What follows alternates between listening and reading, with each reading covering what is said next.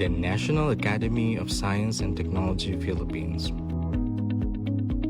Since 1976, the National Academy of Science and Technology Philippines has been the symbol of the nation's commitment to science. The NAST Philippines is mandated to recognize outstanding achievements in science and technology, as well as provide meaningful incentives to those engaged in scientific and technological researches. The Academy also advises the President and the Cabinet on matters related to science and technology.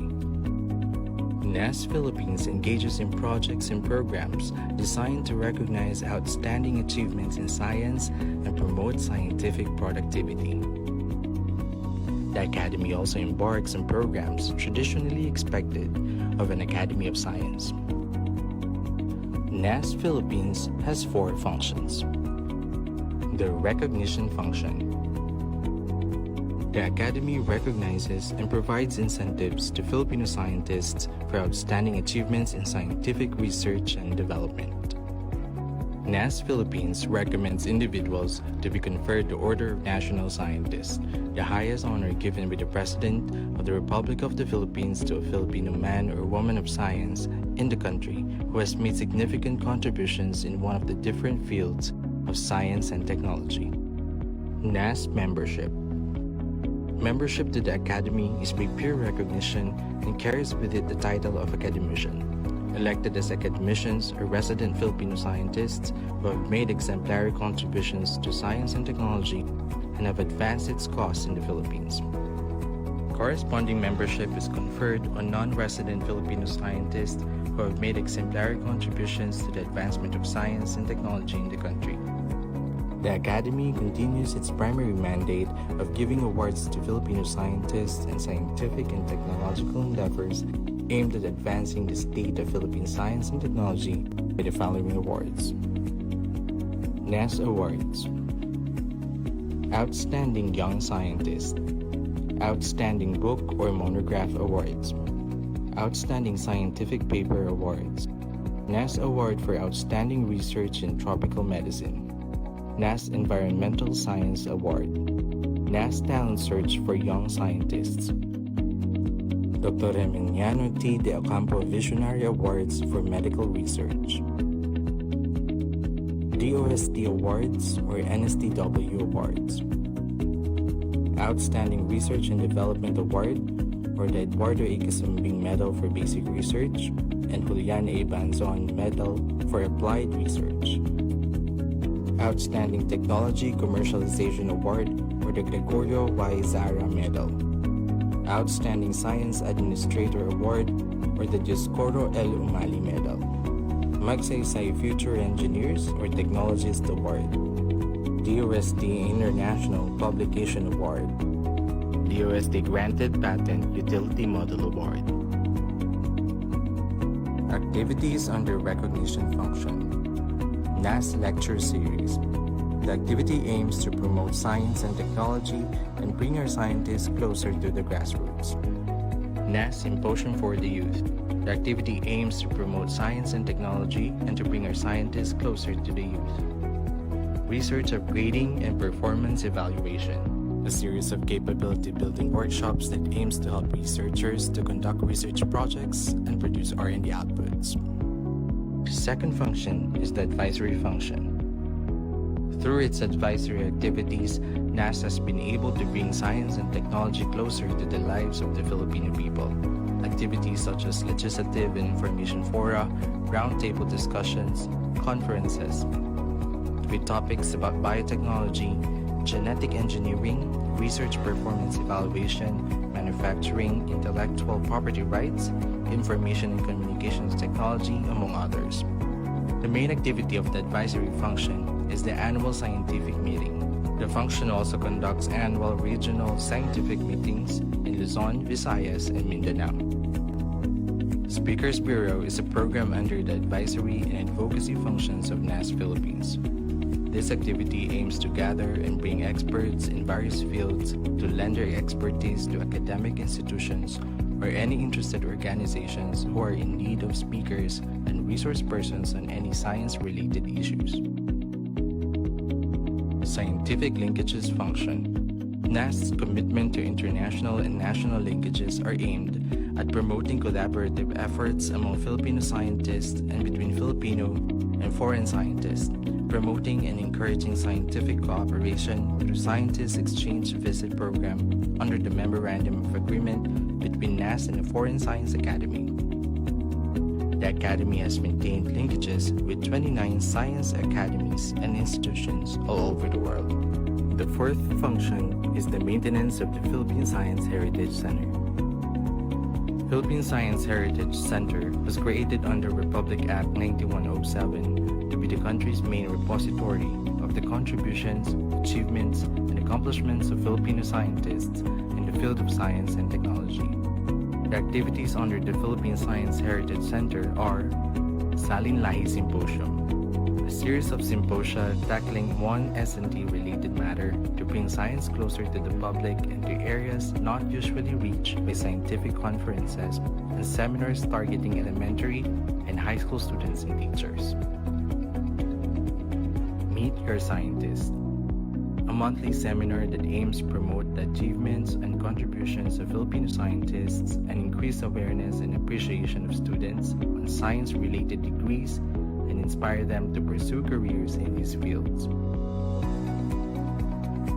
The NAST Philippines is also in charge of the Scientific Career System. The Scientific Career System is a system of recruitment, career progression, recognition, reward, and attraction of scientists in the public service. NAST Philippines envisions itself as an academy of recognized experts that serves as principal advisor to the nation in science, technology, and innovation, contributing to national development. Together, let's work hand in hand towards a progressive Philippines anchored in science.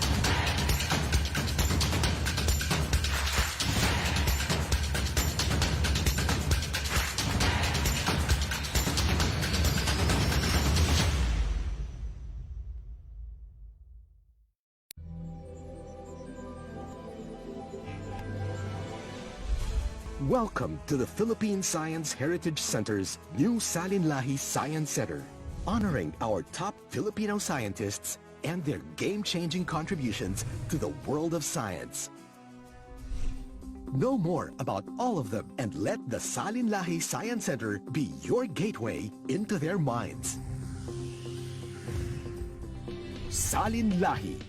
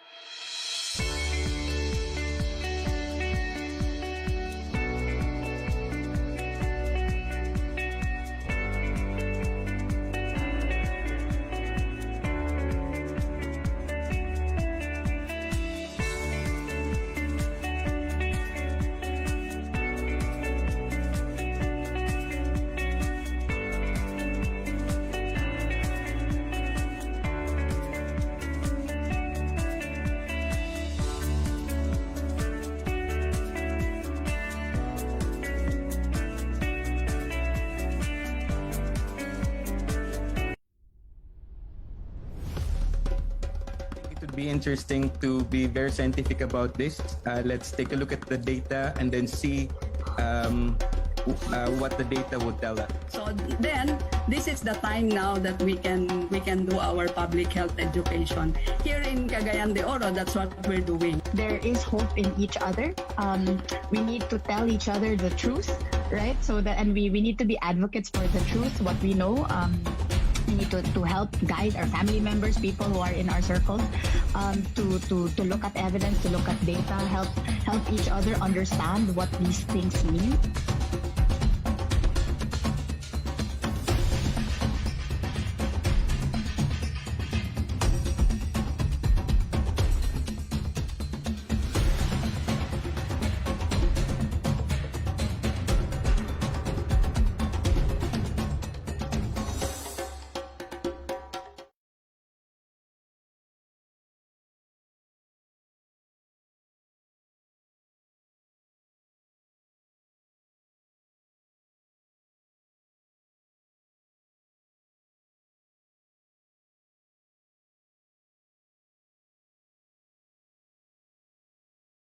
The third NAST Annual Scientific Meeting. Let your friends know that you are attending this activity and invite them to watch our Facebook Live broadcast at the DOST-Philippines Facebook page. Please use the official hashtag 2021 Philippine NAST ASM. To officially start the program, let us hear from academician Rodora Villasanza, President of NAST Philippines, to give us the welcome remarks.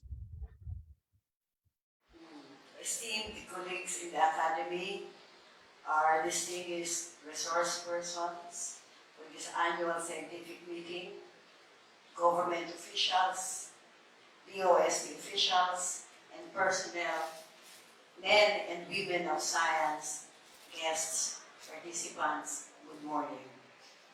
On behalf of the Academy, I welcome you all to the 43rd Annual Scientific Meeting with the theme, COVID-19 Pandemic, Learning from the Past, Coping with the Present, Moving to the Next. It is our yearly tradition that the science community gathers and meets with public and private stakeholders in development and discuss important and timely issues in the country. Reeling from the SARS epidemic in 2003, the Philippines is still inadequately prepared for the onset of COVID-19, officially declared by the World Health Organization more than a year ago.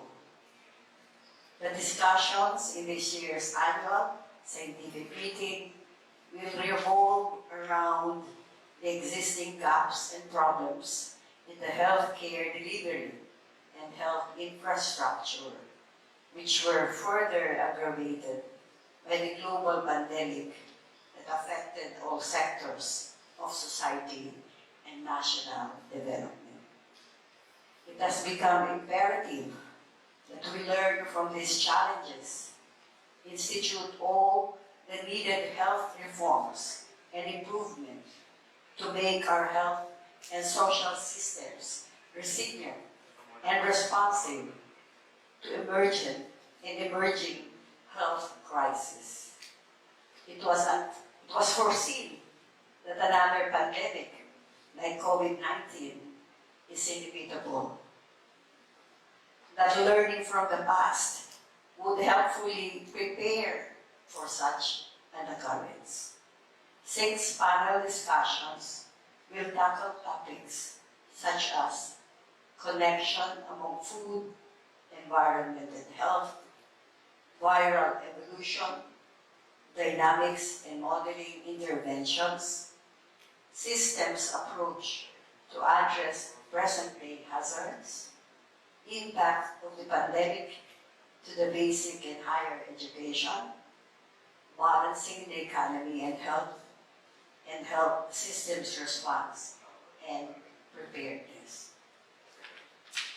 Allow me to thank all of our colleagues and partners from the science community our distinguished national scientists, and members of the DOST-Philippines, DOST Secretary Fortunato de la Peña, honorable public servants, academic professionals, students, researchers, community development workers, and all the stakeholders for your constant commitment to support the Academy in the attainment of its goals and fulfillment of its mandates.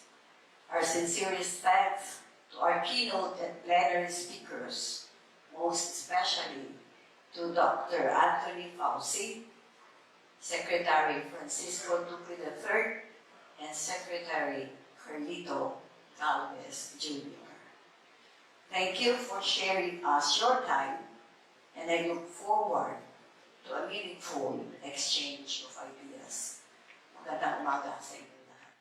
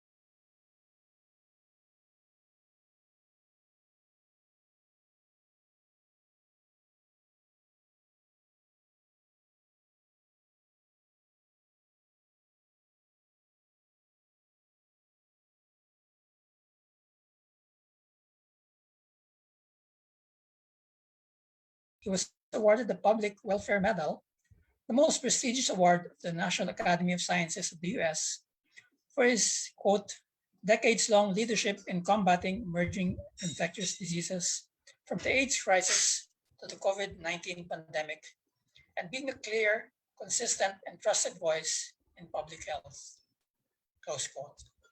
Ladies and gentlemen, please join me in welcoming Dr. Anthony S. Fauci.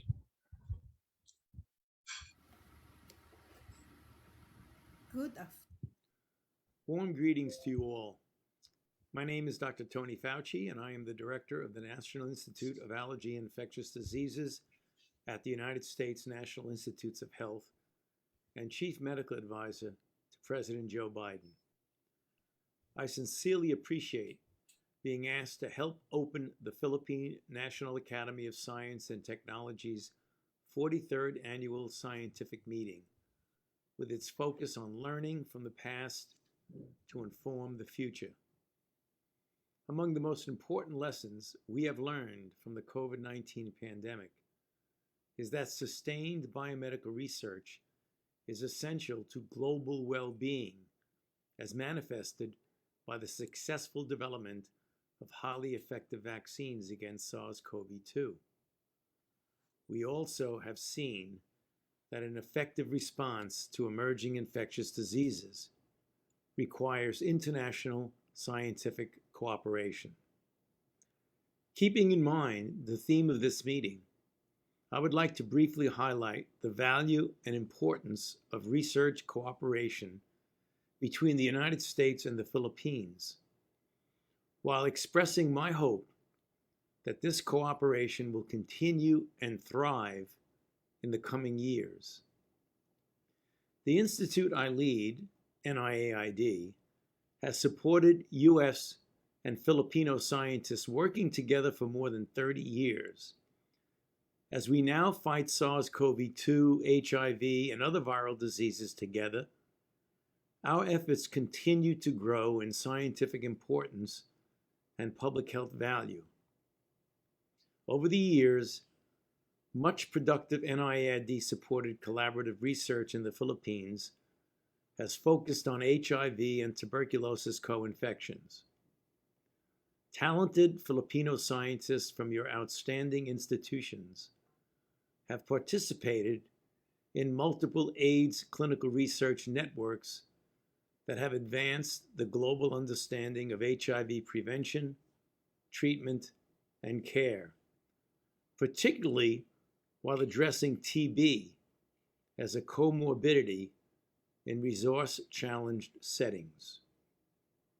The participation of the Philippines in these multi-country networks has helped ensure that your scientists are among the core of key contributors advancing biomedical discoveries that have made AIDS a preventable chronic disease rather than an acute one with a high degree of mortality. In addition to participation in HIV/AIDS research, Filipino scientists have helped lead the way in studies of tuberculosis, particularly multi-drug resistant TB. The work in the Regional Prospective Observational Research in Tuberculosis Report Network has been especially important and promising. With continuing support from the Philippine Department of Science and Technology, the Philippines is sure to make significant contributions to the global fight against TB. Philippine institutions also have played an important role in other infectious diseases research. For example, Filipino scientists continue to lead research on dengue and other flaviviruses, malaria, and schistosomiasis, building on prior NIAID support for Filipino studies on these pathogens. For many years, the Philippine Research Institute for Tropical Medicine received NIAID funding as a tropical medicine research center of excellence. Hopefully, this institution and others will continue to receive Philippine government support so that they remain competitive for both funding and talent. Given its track record, I also can foresee great value in the Philippines expanding its scientific leadership role in the Asia-Pacific region. In this regard, we are pleased to partner with the Department of Science and Technology through the E-Asia Joint Research Program. In the future, this program, which supports collaborative research involving U.S. and Filipino scientists, has the potential of adding real value to our overall research efforts as long as it is adequately supported by all the participating agencies. In closing, I want to emphasize the importance of sustained local support for scientists and scientific institutions in the Philippines and elsewhere. This support is the necessary foundation to attract funding from outside the country. It is also an essential element for economic vitality and growth. In addition, as we have seen with COVID-19, science, particularly biomedical research, is fundamentally important to pandemic preparedness and effective outbreak responses that save lives and stabilize societies. Fortunately, the Philippines has long recognized the value of science. Just 4 months ago, we saw this again when NIAID and DOST jointly sponsored a special COVID-19 workshop focused on research findings from scientists in this region. With the success of that workshop, we look forward to convening the 2022 Emerging Infectious Diseases of the Pacific Rim Conference, which DOST has offered to co-host along with NIH and Japan's AMED. Thank you again for our long-standing scientific partnership and for the continuing commitment of the Philippines to the global research enterprise. Through decades of collaboration, we have learned from each other and shared a tradition of excellence in science and technology, particularly in biomedical research. I am confident that our future collaborations will continue to contribute to scientific discovery through basic and clinical research and the training of talented new scientists. I wish you every success with your 43rd Annual Scientific Conference and with the implementation of its results. Thank you, Dr. Fauci. We certainly look forward to continuing collaboration with you and your institution. And now, let us welcome the Secretary of the Department of Science and Technology, Honorable Fortunato D. de la Peña, to give us the opening message. Dr. de la Peña. Warmest greetings to everyone, to our national scientists present, to our keynote speakers, Dr. Anthony Pauci, Secretary Francisco Duque III, and Secretary Carlito Galvez Jr., to President Rodora Asansa of the National Academy of Science and Technology, to our academicians and corresponding members, to distinguished men of science, friends from the media, ladies and gentlemen. On behalf of the Department of Science and Technology, I welcome you all to the 43rd Annual Scientific Meeting of the National Academy of Science and Technology. Through the years, the DOST has been bringing closer science and technology to people towards improved lives and livelihood through science, technology, and innovation.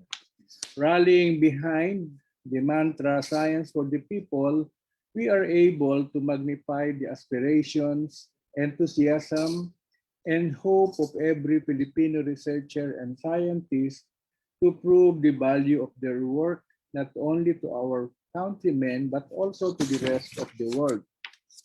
This year's ASM theme, COVID-19 pandemic, learning from the past, coping with the present, and moving to the next, is very timely and relevant as nations around the world not only continue the battle against COVID-19, but also embark on strategies to prevent future pandemics from happening again and creating long-term or perhaps even irreversible damage to people, to our society, and the world.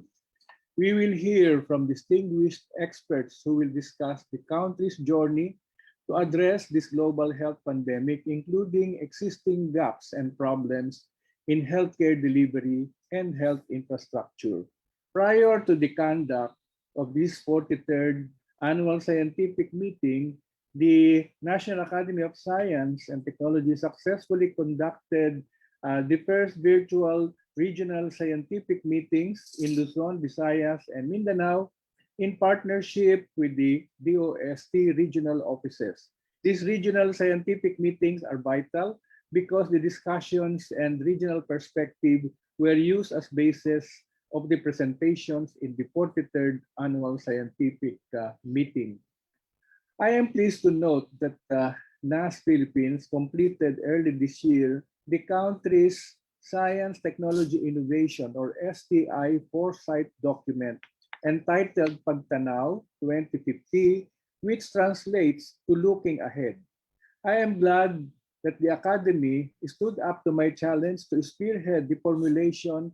I am pleased to note that of such document, which presents significant drivers of change and provides insights and reflections on plausible STI development paths that will impact on the aspirations of the people by 2050.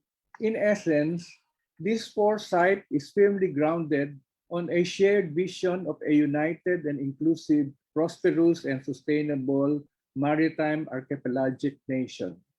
This nation's aspirations are within the context of the country's natural and physical endowments, an archipelago with abundant marine resources, as well as our shared Filipino values and skills and other potentials as embodied in our Constitution and other national documents. It is our hope that the foresight document will be a valuable resource that will incite fruitful dialogues, debates, and collaboration towards achieving our desired future anchored on science, technology, and innovation. Completion of the foresight study is also expected to jumpstart the formulation of the successor plan of the Science and Technology Master Plan, the one which is ending in 2022, the National Science Technology Plan to 2002 to 2022. Allow me to acknowledge the NAST members who tirelessly spent days and nights to come up with a Philippine STI foresight project. It is indeed an undertaking with a big responsibility in furthering our aspirations. This is a prime example that we are using science for the improvement of the lives of people. Another DOST initiated project is the Future Earth Philippines, a program initiated by our national scientist Lourdes J. Cruz, which aims to boost the country's capacity to achieve the Sustainable Development Goals and Ambition 2040. Since 2018, various capacity building workshops for researchers, government agencies, and civil organizations have been organized under this Future Earth program as a means of assisting stakeholders in generating knowledge to action programs and other sustainability initiatives. The program also links the country with regional and global sustainability initiatives.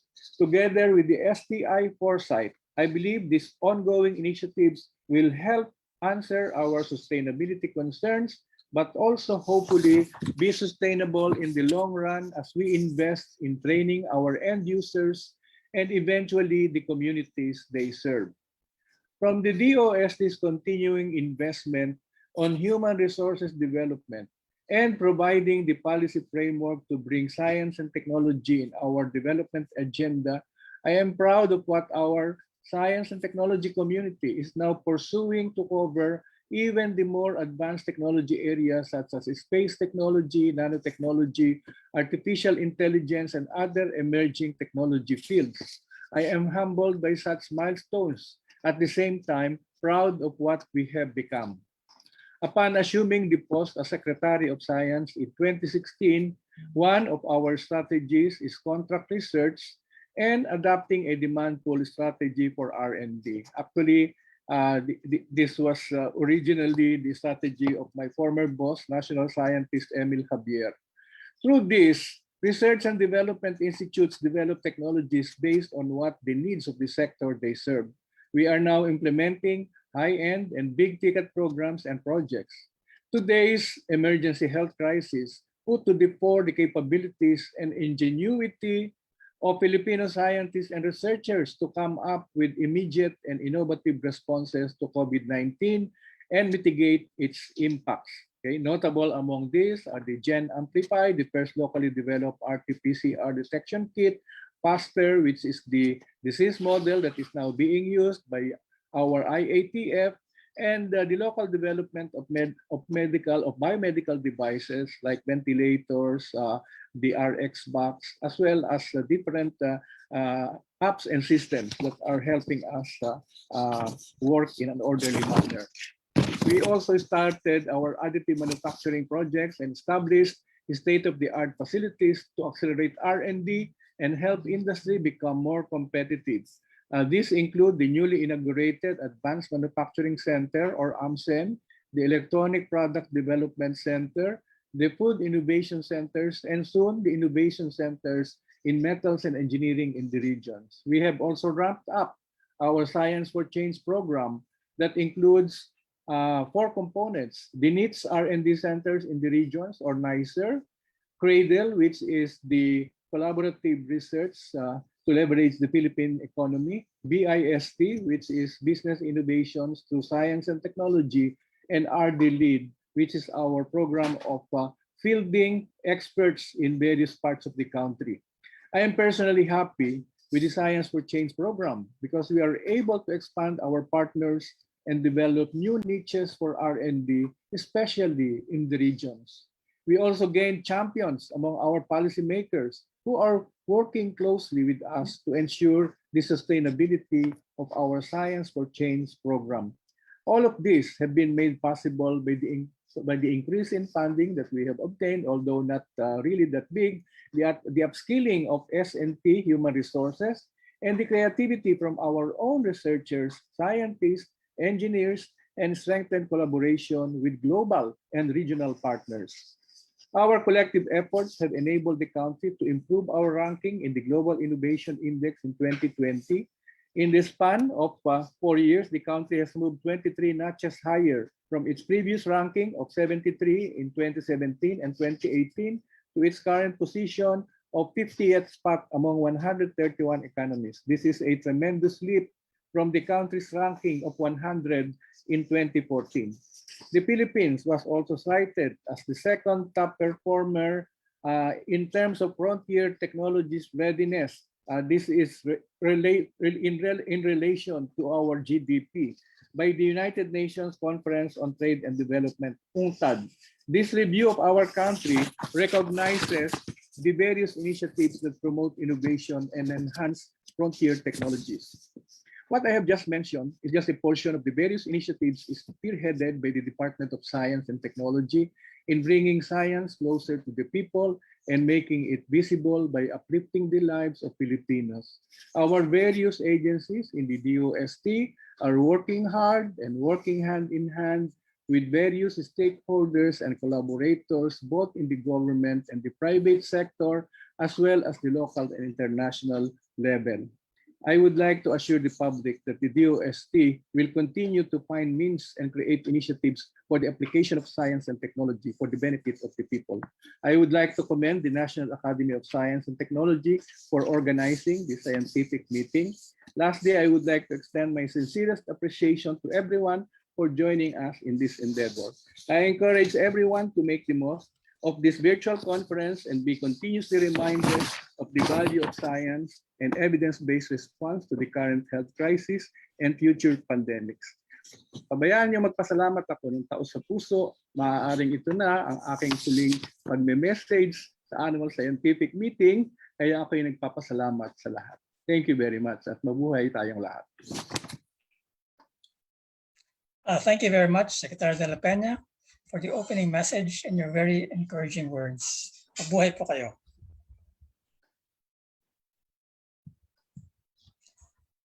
Our first guest of honor to give his message is Dr. Francisco T. Duque III, Secretary of the Department of Health.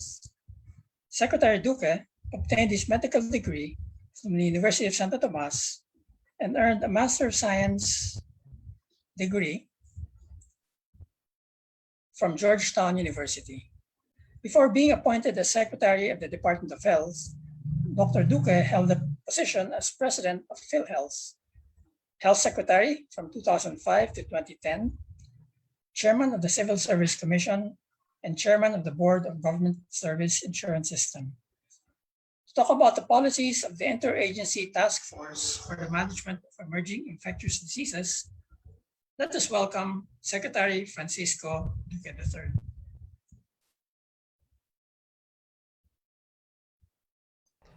A pleasant day to the ladies and gentlemen of the National Academy of Science and Technology. It is my honor to deliver this keynote address for the 43rd Annual Scientific Meeting. This year's focus is on the Philippines' response to COVID-19 with the theme Learning from the Past, Coping with the Present, and Moving to the Next. On behalf of the Department of Health and the Interagency Task Force on the Management of Emerging Infectious Diseases, I extend my sincerest congratulations and commendations to my colleagues from the NAST, the Department of Science and Technology, and to all the partners who have made this gathering possible. Through this meeting, the delegates shall be apprised of the strategies and actions taken by our country in defeating the pandemic and ways forward in transitioning to the new normal. As COVID-19 transmitted its way among our population, we encountered bottlenecks and challenges, all of which affected the effectiveness of our health service delivery. Early on, our hospital capacity became one of the main priorities of our response, and we immediately acted to create palpable, positive changes in this area.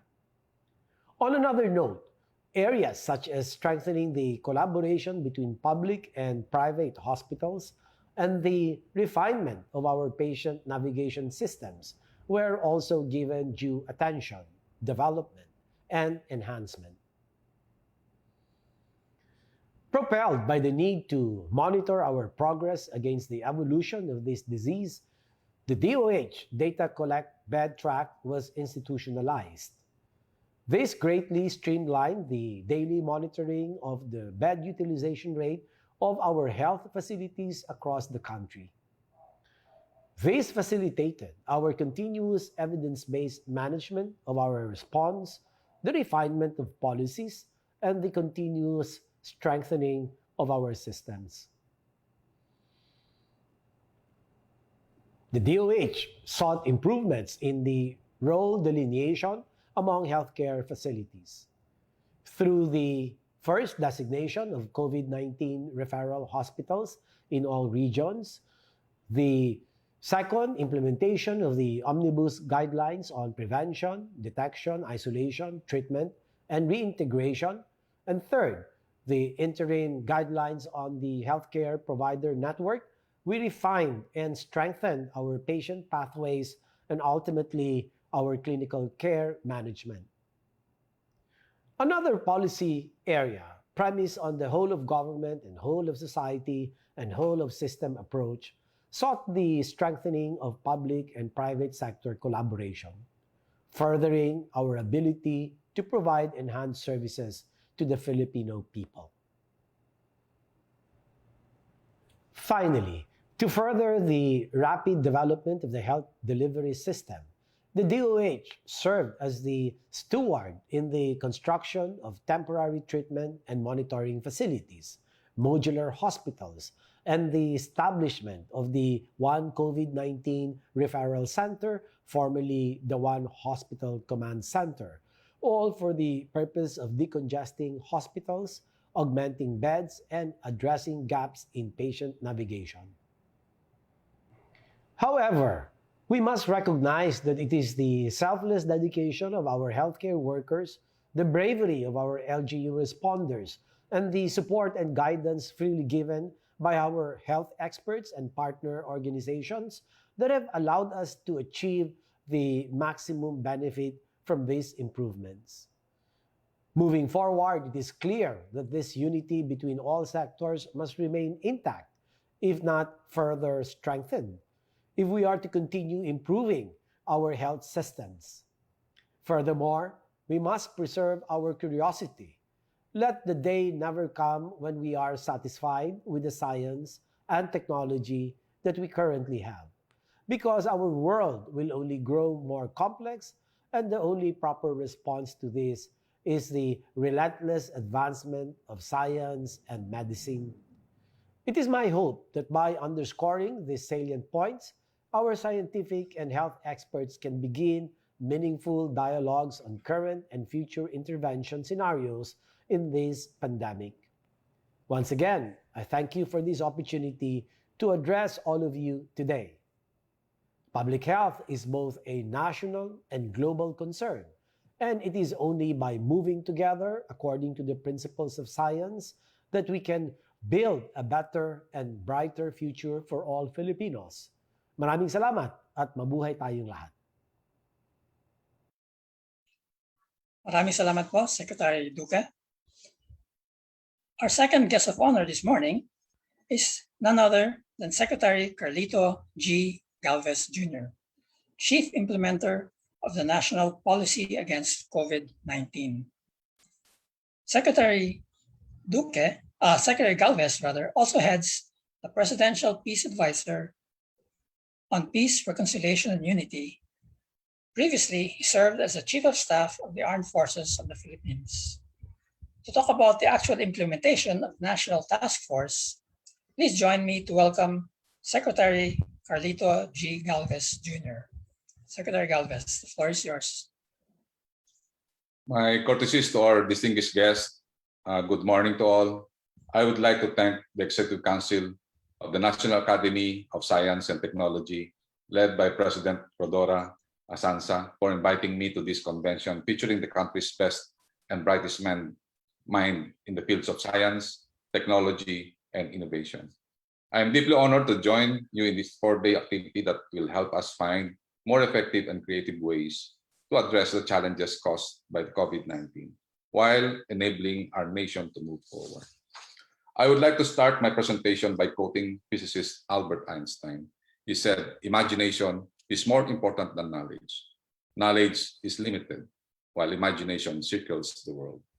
And the French revolutionary leader and strategist Napoleon Bonaparte, in his famous notes, that he said, "In war, 3/4 turns on personal character and relations. The balance of manpower and material counts only for the remaining quarter."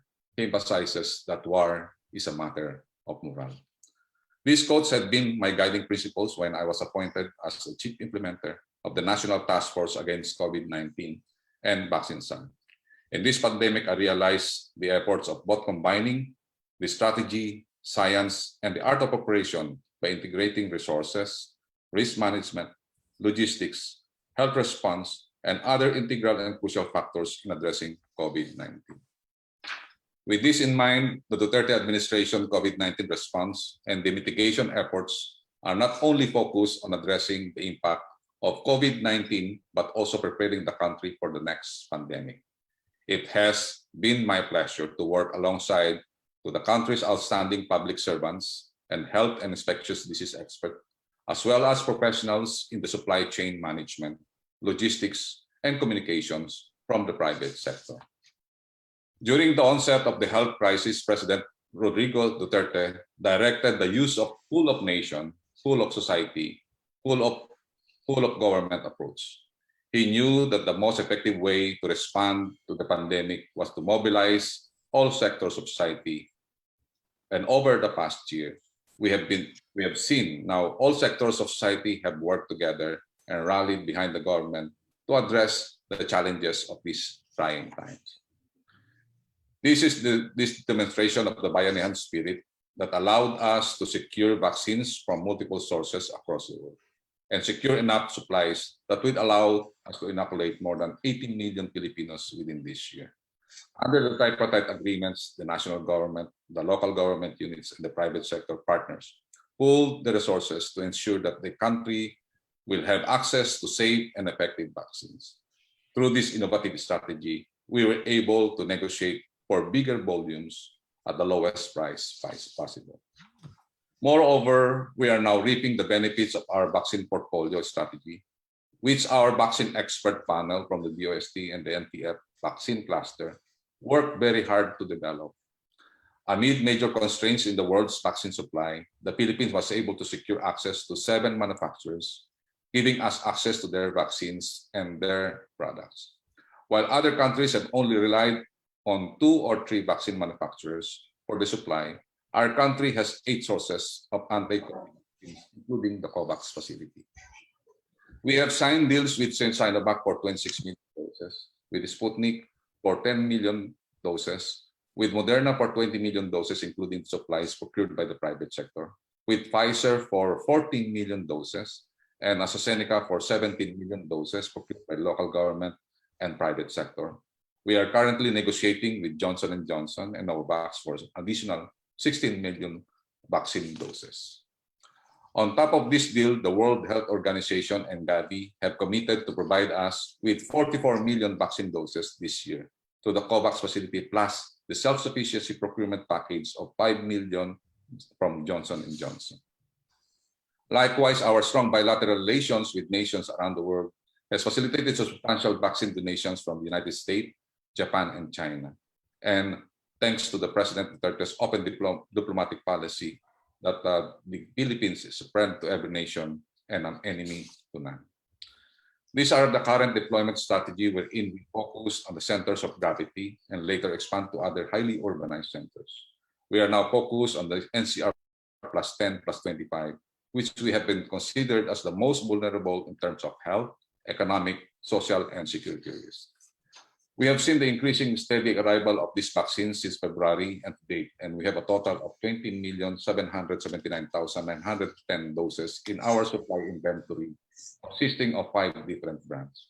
These vaccines were administered more than 13 million doses nationwide, wherein 9.7 million Filipinos have received their first dose, while more than 3.5 million individuals have been fully vaccinated.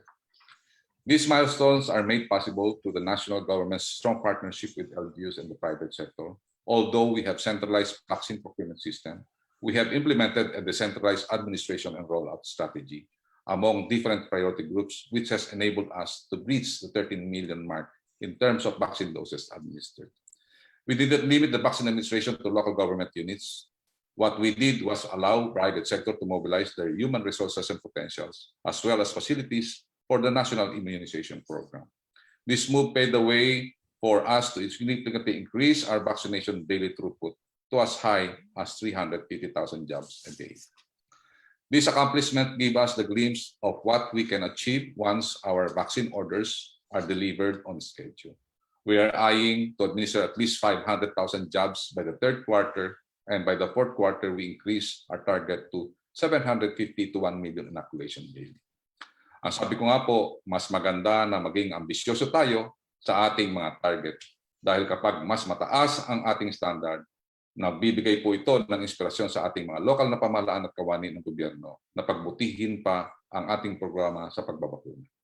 Our fight against COVID-19 will not end by ensuring the protection of our people this year. We are now laying the foundation for a more responsible and sustainable pandemic response in the next 2 years. Our vaccine negotiation with manufacturers were not limited to the supply we need for this year. We are now exploring the possibility of our country producing our own anti-COVID vaccine that would not only protect the people from existing variant, but also from the possible future mutation and other infection. By 2022, we focus on our country's exit strategy from the COVID-19 pandemic as we safely transition to the new normal and fully reopen our economy. We will continue our national vaccination program as we gain access to new platforms of vaccine and boosters, which are currently being developed by different manufacturers across the world. I am sure that all of you here are monitoring the latest studies and clinical trials being conducted on vaccine development. We are also pleased to learn the result of clinical trials showing that vaccines are safe and effective for the younger population or those aged 12 to 17 years old. Pfizer has recently secured approval of our FDA for their vaccine to be used for 12 to 15 years old. Likewise, Sinovac trial results on the effectiveness of their coronavac vaccines for kids and young as 3 years old have also been published in Lancet, a leading medical journal. There are also ongoing studies and experiments on the mixing and matching of anti-COVID vaccine. All of these developments are being closely monitored by the Philippine government, so that we can apply the latest techniques and strategies, ensure our people's full protection, and fast-track our nation's economic recovery. Moreover, the Duterte administration is also working hard to strengthen the Philippines' healthcare capacity and prepare our country for the next pandemic by pushing for legislative measures that would modernize our healthcare system and build our health security. The government also continues to hold dialogues with international vaccine makers to encourage them to expand their manufacturing operations here in the country through DOST, and at the same time help build the capacity of our local manufacturers to develop vaccines and medicines for different diseases. Eventually, it is our goal to create our own Center for Disease and Control, or CDC, like the US, so that we will have an institution that is primarily dedicated to address the outbreak of pandemics and other health emergencies. All of our measures we are carrying out are rooted in the principles of science. At this crucial juncture in our battle against COVID-19, our policies must be primarily anchored on data and scientific evidence. But we must remember that our country cannot do all this alone. We have to closely work with the international community to make sure that pandemics such as this will be the last one that will occur. Finally, we had received encouraging remarks from the WHO that despite our limitations and great challenges, we were able to respond and mitigate the damage brought about by this pandemic. Muli po, maraming salamat sa inyong paanyaya sa akin na napakahalagang pagtitipon na ito. Naway patuloy tayong magtulungan sa pamahalaan at hikayatin ang inyong mga kapamilya, kaibigan at katrabaho na magpabakuna na sundin ang ating minimum public standard. Magtulungan at magkaisa po tayo upang mawakasan ang pandemyang ito at maibangon ang ekonomiya ng ating bansa. Sa inyo pong lahat, maraming salamat po at magandang araw sa ating pong lahat. Maraming salamat po, Secretary Galvez, sa inyong presentation. Naway maging matagumpay ang ating programa. Maraming salamat po, Secretary Galvez.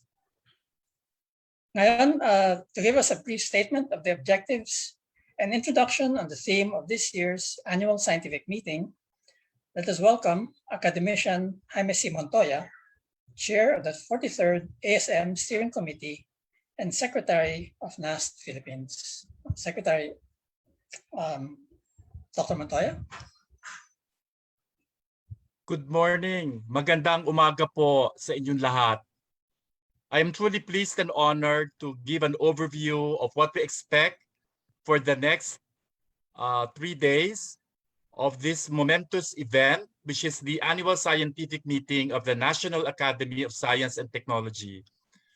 We were able to see the distinguished panel of speakers for the opening ceremonies, and this is just an introduction to what we expect for the next 3 days on also equally eminent speakers and panelists to discuss the most relevant issues related to the pandemic. The COVID-19 pandemic has markedly affected the most marginalized and vulnerable members of society, affecting the whole world, impacting all sectors of society and all aspects of national development. It has also aggravated the frailties and the deficiencies of health systems, aggravating pre-existing gaps and needs. The COVID-19 experience taught us lessons that are valuable in helping health systems prepare for future pandemics. It has become imperative that we learn from these challenges, institute all of the needed health reforms and improvements to make our health and social systems resilient and responsive to emergent and emerging health crises. Another pandemic like COVID-19 is inevitable in the future, so we have to learn from what we have done in the past, assess where we are, and address the current gaps and problems to prepare for such an occurrence. We have made extensive consultations from north to south of the country through our regional scientific meetings. The discussions and presentations from these regions will be used as reference or basis for the presentations and the resolutions to be presented during this 43rd annual scientific meeting. We've conducted regional scientific meetings in the Visayas, in Mindanao, and in Luzon. You already know, have a bird's eye view of the program. We started yesterday with the launching of the scientific poster sessions. I encourage you all to go there. We have very interesting posters, very distinguished and accomplished young scientists who presented their papers in the poster.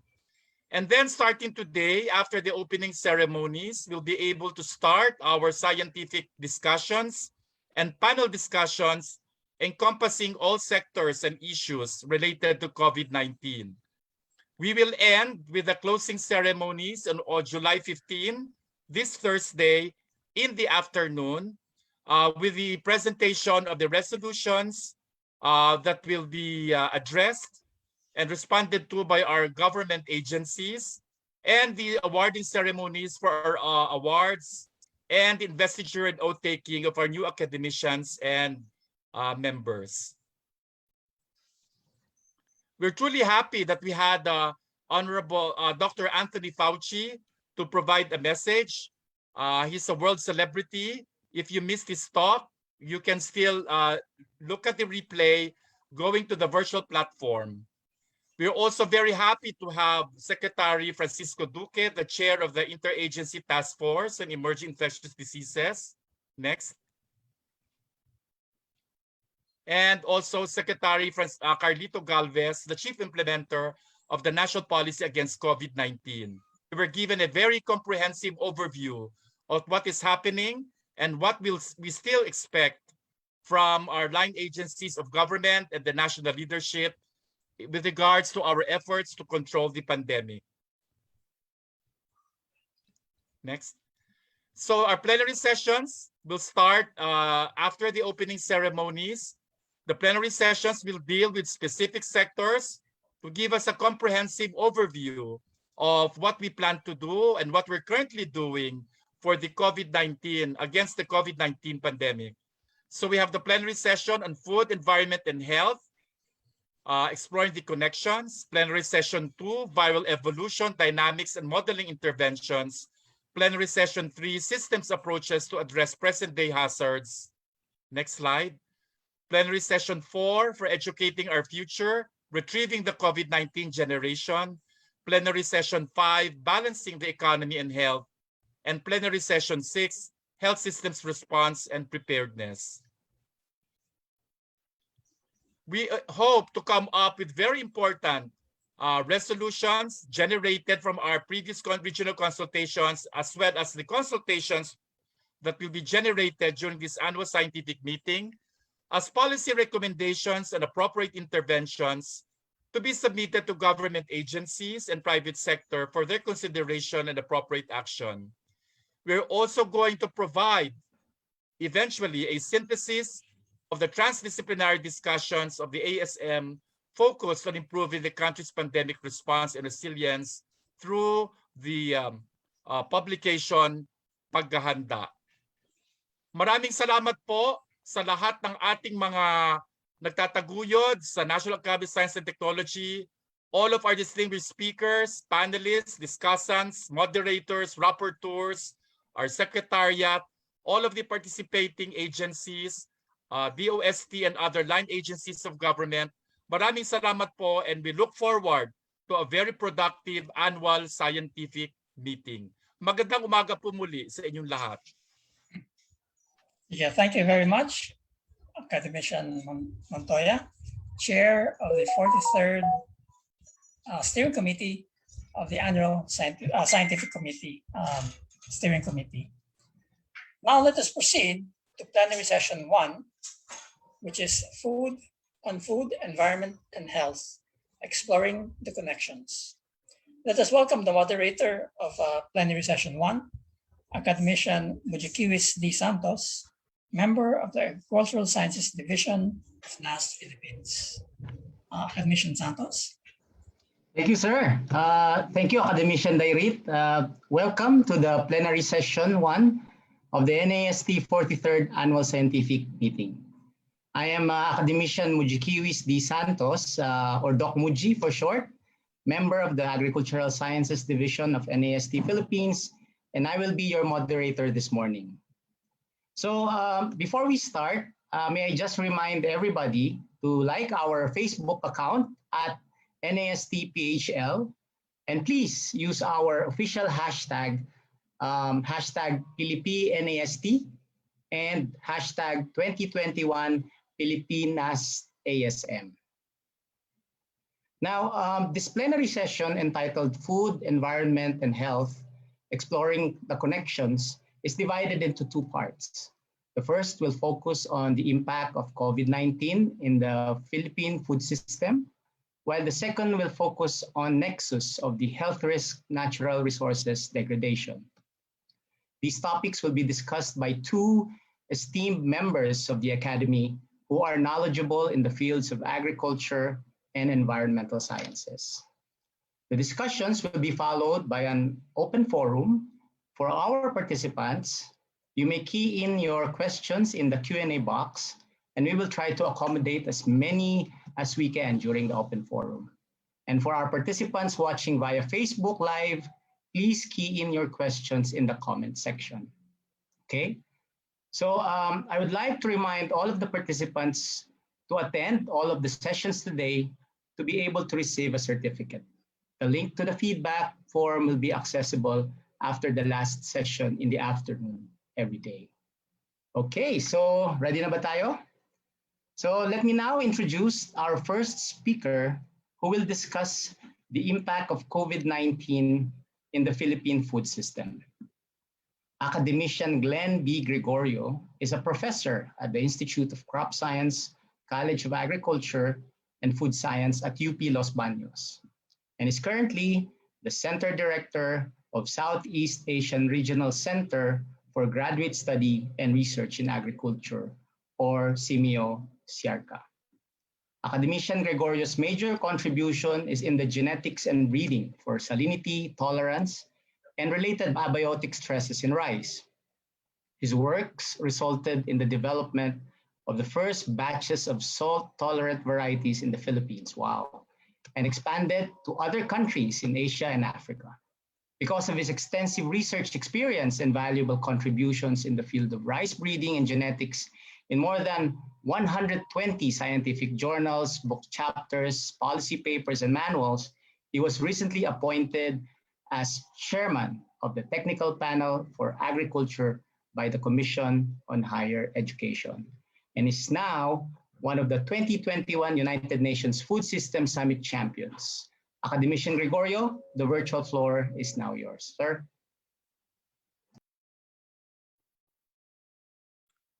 A pleasant morning to everyone. It is my honor to be the first plenary session speaker with, I know, a lot of expectations. Thank you, Academician Muji Santos, for introducing me. My presentation will be about the impact of COVID-19 in the Philippine food systems, securing the food pantry of today and the future. If I speak about food, it always includes fishes, which is my favorite and our moderator's favorite. Any specific questions about fisheries, our moderator, Academician Muji Santos, will surely answer them all. I want to share our newly published paper at Asian Journal for Agriculture and Development last year. This is about assessing the impact of COVID-19 pandemic on agriculture production in Southeast Asia towards transformative change in agricultural food systems. Actually, I'll give you the highlights of this one, which says that the disruption in agriculture food systems creates supply and demand shocks, affecting immediate and long-term economic performance and food and nutrition security. The COVID-19 pandemic resulted in 3.11% or more than 17 million tons of reduction in aggregate volume of production due to the decline in agricultural farm labor. I'm just talking here of major crops, and other minor crops is not included, and even fisheries. This affects more than 100 million people.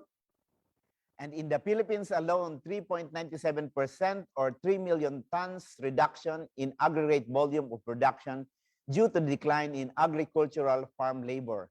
This also affects about 10.5 million Filipino people. This could result in 1.4% decline in our gross domestic product of Southeast Asia, which is equivalent to 3.78 or 76 billion US dollar. For the Philippines, a decrease of 1.4% also, which is equivalent to almost half a billion US dollars. The value chain shows the linkage between the supply and demand in the agricultural food system. So you could see here the whole value chain of the food system, from the producers, processors, distributors, or the transport, to the retailer or processing, and up to the consumer level. So in here you could see that the pandemic, due to the lockdown, mobility restriction results to quantity reduction in farm labor, which, if continues longer, would translate to overall reduction in our agricultural productivity.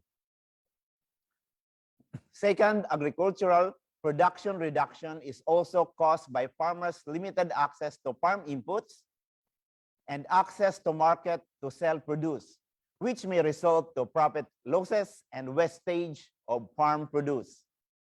The loss of income and economic slowdown would also result to the decrease in demand, particularly among the farmers and farming families with no safety nets. So they are the most affected, the farmers and the farming families. In this slide, you could show here, what's shown here are the different programs and initiatives across the supply chain in response to COVID-19. Actually, in this figure, this will answer all the different, what are the effects of the COVID-19 pandemic, and what are the different programs and initiatives in response to this in the whole Southeast Asia and the Philippines. So all these initiatives have wide coverage, spanning from the mobility restriction impact of farmers, processors, and distributors due to the lockdown and community quarantines. Some retailers may have experienced increased food prices due to unpredictable markets, and we thank the government for their initiative for price freeze during the state of calamity declaration to manage the prices of our prime commodities, especially the food. On the other hand, COVID-19 have resulted to change in consumers' purchasing pattern and also consumers' preference. We need most of the consumers are more conscious of what they're eating and more conscious of how they spend and what are the different nutritious food they want to eat. At the same time, they start planting. They have this urban agriculture is being promoted, even the plant of the program of the Philippines. At Circa, we have crafted our 11th five-year plan, which started during the pandemic, during the lockdown, and we are already 1 year finished of our five-year work of our five-year plan. So actually in here, we saw the need to rethink how we approach things, particularly in terms of how we view agriculture, how we view food, and how we view food production and agricultural systems. We arrived to the theme of attain in our five-year plan. This is what you could see here, accelerating transformation through agricultural innovation, or we call it attain, which is much related to my talk today on the impact, which I mentioned already, the impact of COVID-19 in the Philippine food systems, securing the food pantry of today and the future. Okay, clearly, there is a need for an accelerated transformation of agriculture, of the agricultural sector, so it can fully maximize for human well-being. So we have to maximize this to really help our people. We strongly believe that the systemic and integrated innovation here would require a new mindset where farming is viewed as a sustainable agribusiness. Again, I will say farming should be viewed as a sustainable agribusiness. This is in contrast with the traditional view that farming is merely about production. We produce. We should look at the market level in the whole value chain. So we want to push for ecosystem thinking, circular value chain, future products and services, low ecological footprints, awareness or application of agriculture 4.0 or agriculture 5.0, and the need for the next agriculture and rural development transformative leaders for the Philippines, and of course, for us, it should be the whole Southeast Asia. However, we do not want our farmers to be just agripreneurs. So it's good to have a good mindset or a business mindset. But in this age of technology, we have also realized that transformation of our farmers would require them to be innovative agricultural entrepreneurs. Again, I will say innovative agricultural entrepreneurs who can effectively and confidently use modern technologies and innovation to benefit the people and the country. We rely on them for our food and nutrition security. So, and for this to happen, our new farmers need to have access to the next generation of agriculture technologies and innovation, which I always mention, Agri 4.0, digital agriculture, Internet of Things, modernization. And we want them to be, actually, I will say it, we want them, our farmers, to be trans-farmers. What do you mean by trans-farmers? Trans-farmers are farmers having an agripreneur mindset and using modern technology. So we want a traditional farmer to be agripreneurs to become trans-farmers. So agripreneurs with modern technologies are the trans-farmers. I want to show here in my next slide, here are some of the policy papers we have done here at CIRCA. We produced during the lockdown. I just mentioned that you could download this in the website. These are the impact of COVID-19 pandemic on agricultural production in Southeast Asia, reinforcing transformative change in agricultural food system. The second is policy imperatives to promote urban agriculture in response to COVID-19 pandemic among local government units in the Philippines. And the third one, but we have more, this is on agricultural clustering approach to enhance competitiveness of smallholder farmers in Southeast Asia. Now, what are the action points we want to say? We have seen already what's the effect of COVID-19 or the pandemic to our agricultural food system. Now, what are the action points? So the COVID-19 pandemic highlights the importance of strengthening academe, industry, government interconnectivity models to operationalize the supply chain for every food systems across the country. More systematic identification of these critical food systems across the country, like mapping it out, and more directed, integrative, and systemic interventions is crucial to better respond to the ongoing pandemic and, of course, for the future pandemic. Who knows what will be the next pandemic? I suggest one is to strengthen support to our local, to strengthen the support of our local capacity towards being self-sufficient through well-planned local and food production system, while sustaining the efforts of significantly improving productivity and income among the rural farmers, urban agriculture initiatives at the community and household level. I just want to shout out the breastfeeding program that we need to strengthen and reinforce, because reinforce the importance of breastfeeding as the first system. Second, support more studies of physical and financial technologies and social organization could be better wielded to make food system initiative work and be made more efficient across scale is also a big priority.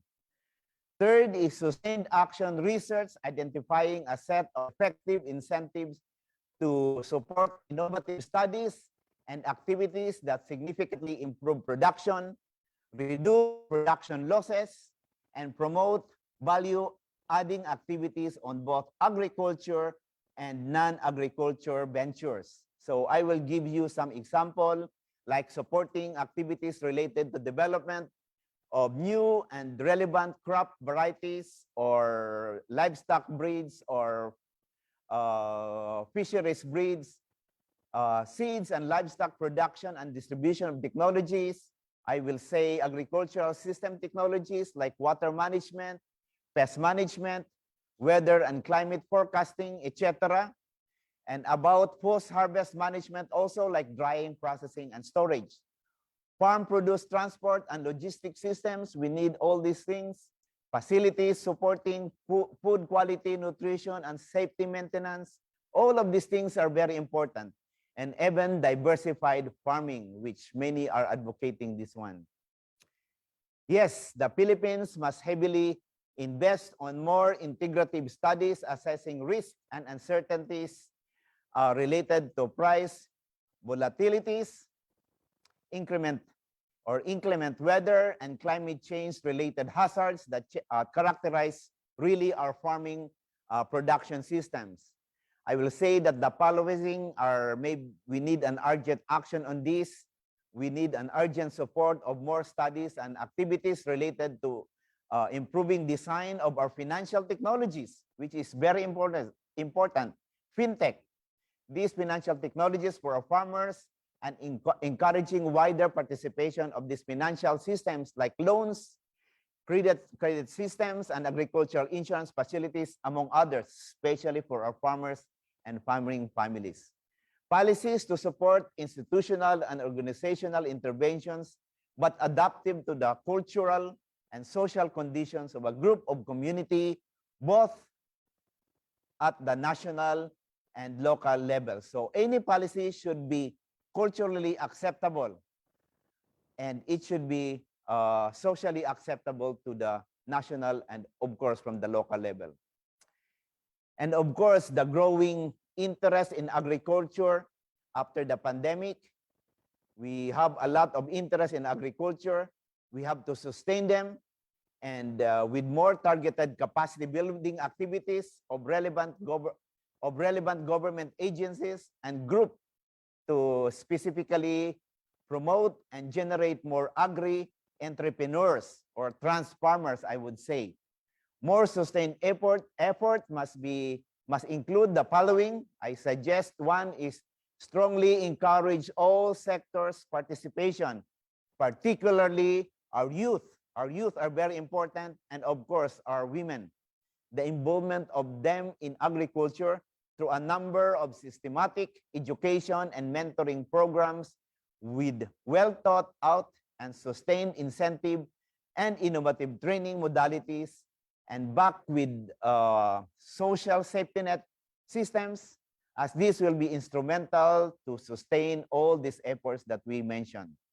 Second, we have to strengthen our agricultural extension system of the Philippines through the province-led agriculture and fisheries extension systems and community-based participatory action research program of the Department of Agriculture, among others. So we have to be more on developmental also to put our research results or products to the farmers. Third, we have to conduct an integrative study exploring how capacity of the local government units, this is very important, how the local government units could be strengthened, particularly in the light of the newly signed Mandanas ruling. This Mandanas ruling will strengthen all the more the government, local government, with giving them more funds through the revenues, but they have more responsibilities. So we have to look at this level. Next is, I think this is my next suggestions, last suggestions, but not the least.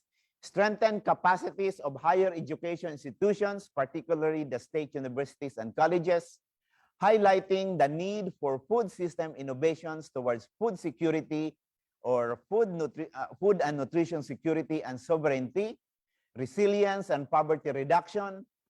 We must prioritize the following.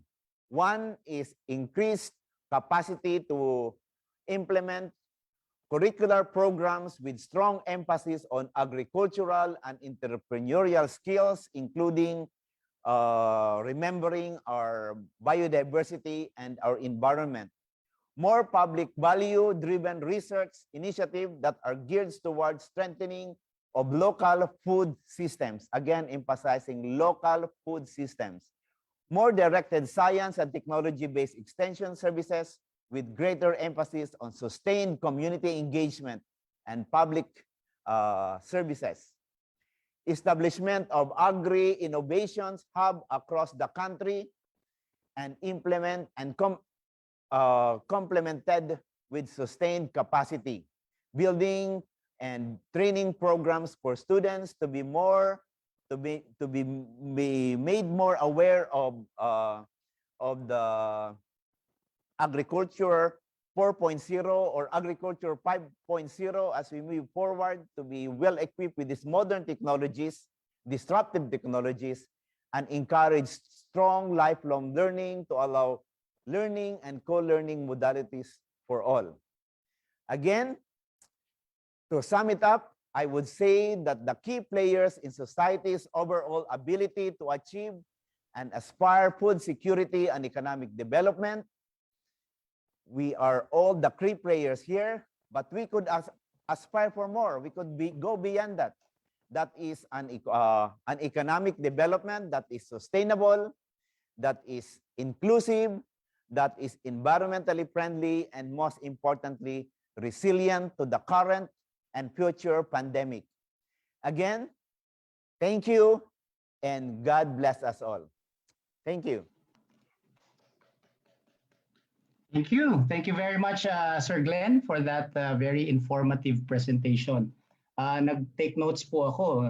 Meron na tayong bagong meaning ng attain. Ano po? Accelerating transformation through agricultural innovation. So again, thank you very much for that, Sir Glenn.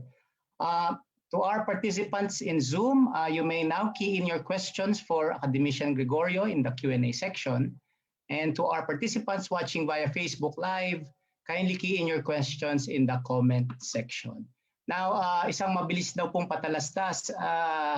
We just want to mention yung ating attendance sa auditorium, yung sa microsite, nasa 1,392 na po.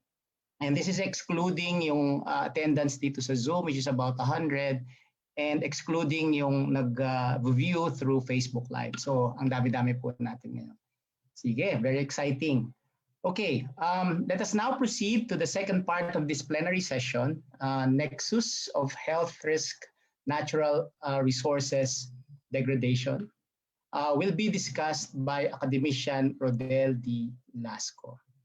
Academician Lasco is the Executive Director of the Oscar M. Lopez Center, a private foundation whose mission is to promote research on climate adaptation and disaster risk reduction.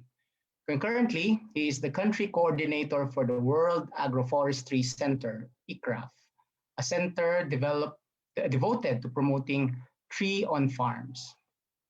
Now, Academician Lasco pioneered research in the Philippines on climate change adaptation in the natural resources sector, the role of tropical forests in climate change, global warming, and the policy implications of the Kyoto Protocol. With more than 40 years of experience at the national and international level, he authored over 80 technical publications that focus on the various aspects of natural resources conservation and environmental management, including several assessment reports of the Intergovernmental Panel on Climate Change and the 2007 co-winner of the Nobel Peace Prize. Let us all welcome Academician Rodel D. Lasco. Sir. Welcome to this session. Today, I'd like to talk to you about the link between health risks and natural resources degradation. Right now, living in the midst of the pandemic, we realize, of course, the seriousness of the issue of health risk. But now the key question I want to discuss with you is there a link between the rise of pandemics and the destruction and degradation of our natural resources or natural ecosystems? The importance of ecosystems and biodiversity has been highlighted by the International Biodiversity Day, which we celebrated recently around the world. And even our national dailies picked up on this issue. On the left side, you will see there one cartoon, editorial cartoon, essentially celebrating the role and usefulness and importance of biodiversity resources. And on the right side is another cartoon depicting illegal or warning against illegal trading of wildlife, especially threatened species. Now, as we look at the data, there is really a lot of reasons to be concerned. If you look at this report by the IPBES, this intergovernmental panel, and scientists around the world conducted this assessment, and if you look at the right side, you will see examples of how nature is declining. On the upper part there, you will see almost half of our natural ecosystems have already declined relative to its pristine condition or baseline condition. And then next, about a quarter of all species are now threatened with extinction. About the same amount or proportion of ecological communities have already declined, 23%. And then in terms of the biomass of species and its abundance, almost 4/5 or more than 4/5, 82% have already declined. And this is for wild mammals, an indicator of vertebrate abundance relative to 1970. And even our indigenous and local communities have been experiencing this deterioration even in their quality of life. And as we look at the global extinction rates, we're faced with this sort of jarring data showing that, for example, for cycads, almost 60% are now threatened. Amphibians, about a third, also for dicots and conifers, and the mammals are there somewhere in the middle. More than 20% are already threatened with extinction. And so the picture is not rosy or not bright as we look at the state of our natural ecosystems. And in the Philippines, we have seen this graph or this trend, and just seeing how we lost 50% of all our forest in the last century. Of course, in the last 10 years or 20 years, there's been sort of a steady uptick in our forest cover, which is good news. But still, we lost 50% of our forest cover in the last 100 years. Now, in terms of the Philippines biodiversity, we're so fortunate to be one of the 18 mega diversity countries in the world. We host 2/3 of the Earth's biodiversity, and between 70 to 80% of the world's plant and animal species. We're ranked 5th in terms of the number of plant species and maintains 5% of the world's flora. And the species endemism is very high, covering at least 25 genera of plants and 50% of terrestrial wildlife. Those species only found in the Philippines. But at the same time, we should be concerned because we're one of the global biodiversity hotspots. Together with Madagascar, only 2 countries which are both mega diversity, but at the same time hotspot because of the threat faced by our species, plants and animal species. So we have about 700 threatened species according to our own TNR. And the key drivers of biodiversity loss are known to us: deforestation, mining, land conversion, and others. And perhaps the iconic species of our biodiversity resources is the Philippine eagle, of which, according to the Philippine Eagle Foundation, only 400 of these magnificent birds are in the wild. And so, just seeing this global as well as national background, what are the consequences of this? Well, for one thing, scientists have been noticing that outbreaks of epidemics and now pandemics are getting more and more frequent. And part of the reason is these complex interactions between virology, biodiversity, climate change, poverty, food safety, and population growth. And in this paper, Smiley, Evans, and co-writers showed how climate change, habitat destruction, biodiversity loss, and globalization have contributed to the rise of these epidemics. And our topic right now is biodiversity, habitat destruction, and we see here how habitat destruction have contributed to the rise of Ebola, while biodiversity loss contributing to the spread of hantavirus. And so, again, this chart here showing that the global changes happening around the world, including biodiversity and loss of habitats, are contributing to epidemics. Zoonotic hosts, which is responsible for example, with the COVID-19 virus. And here we see in this study that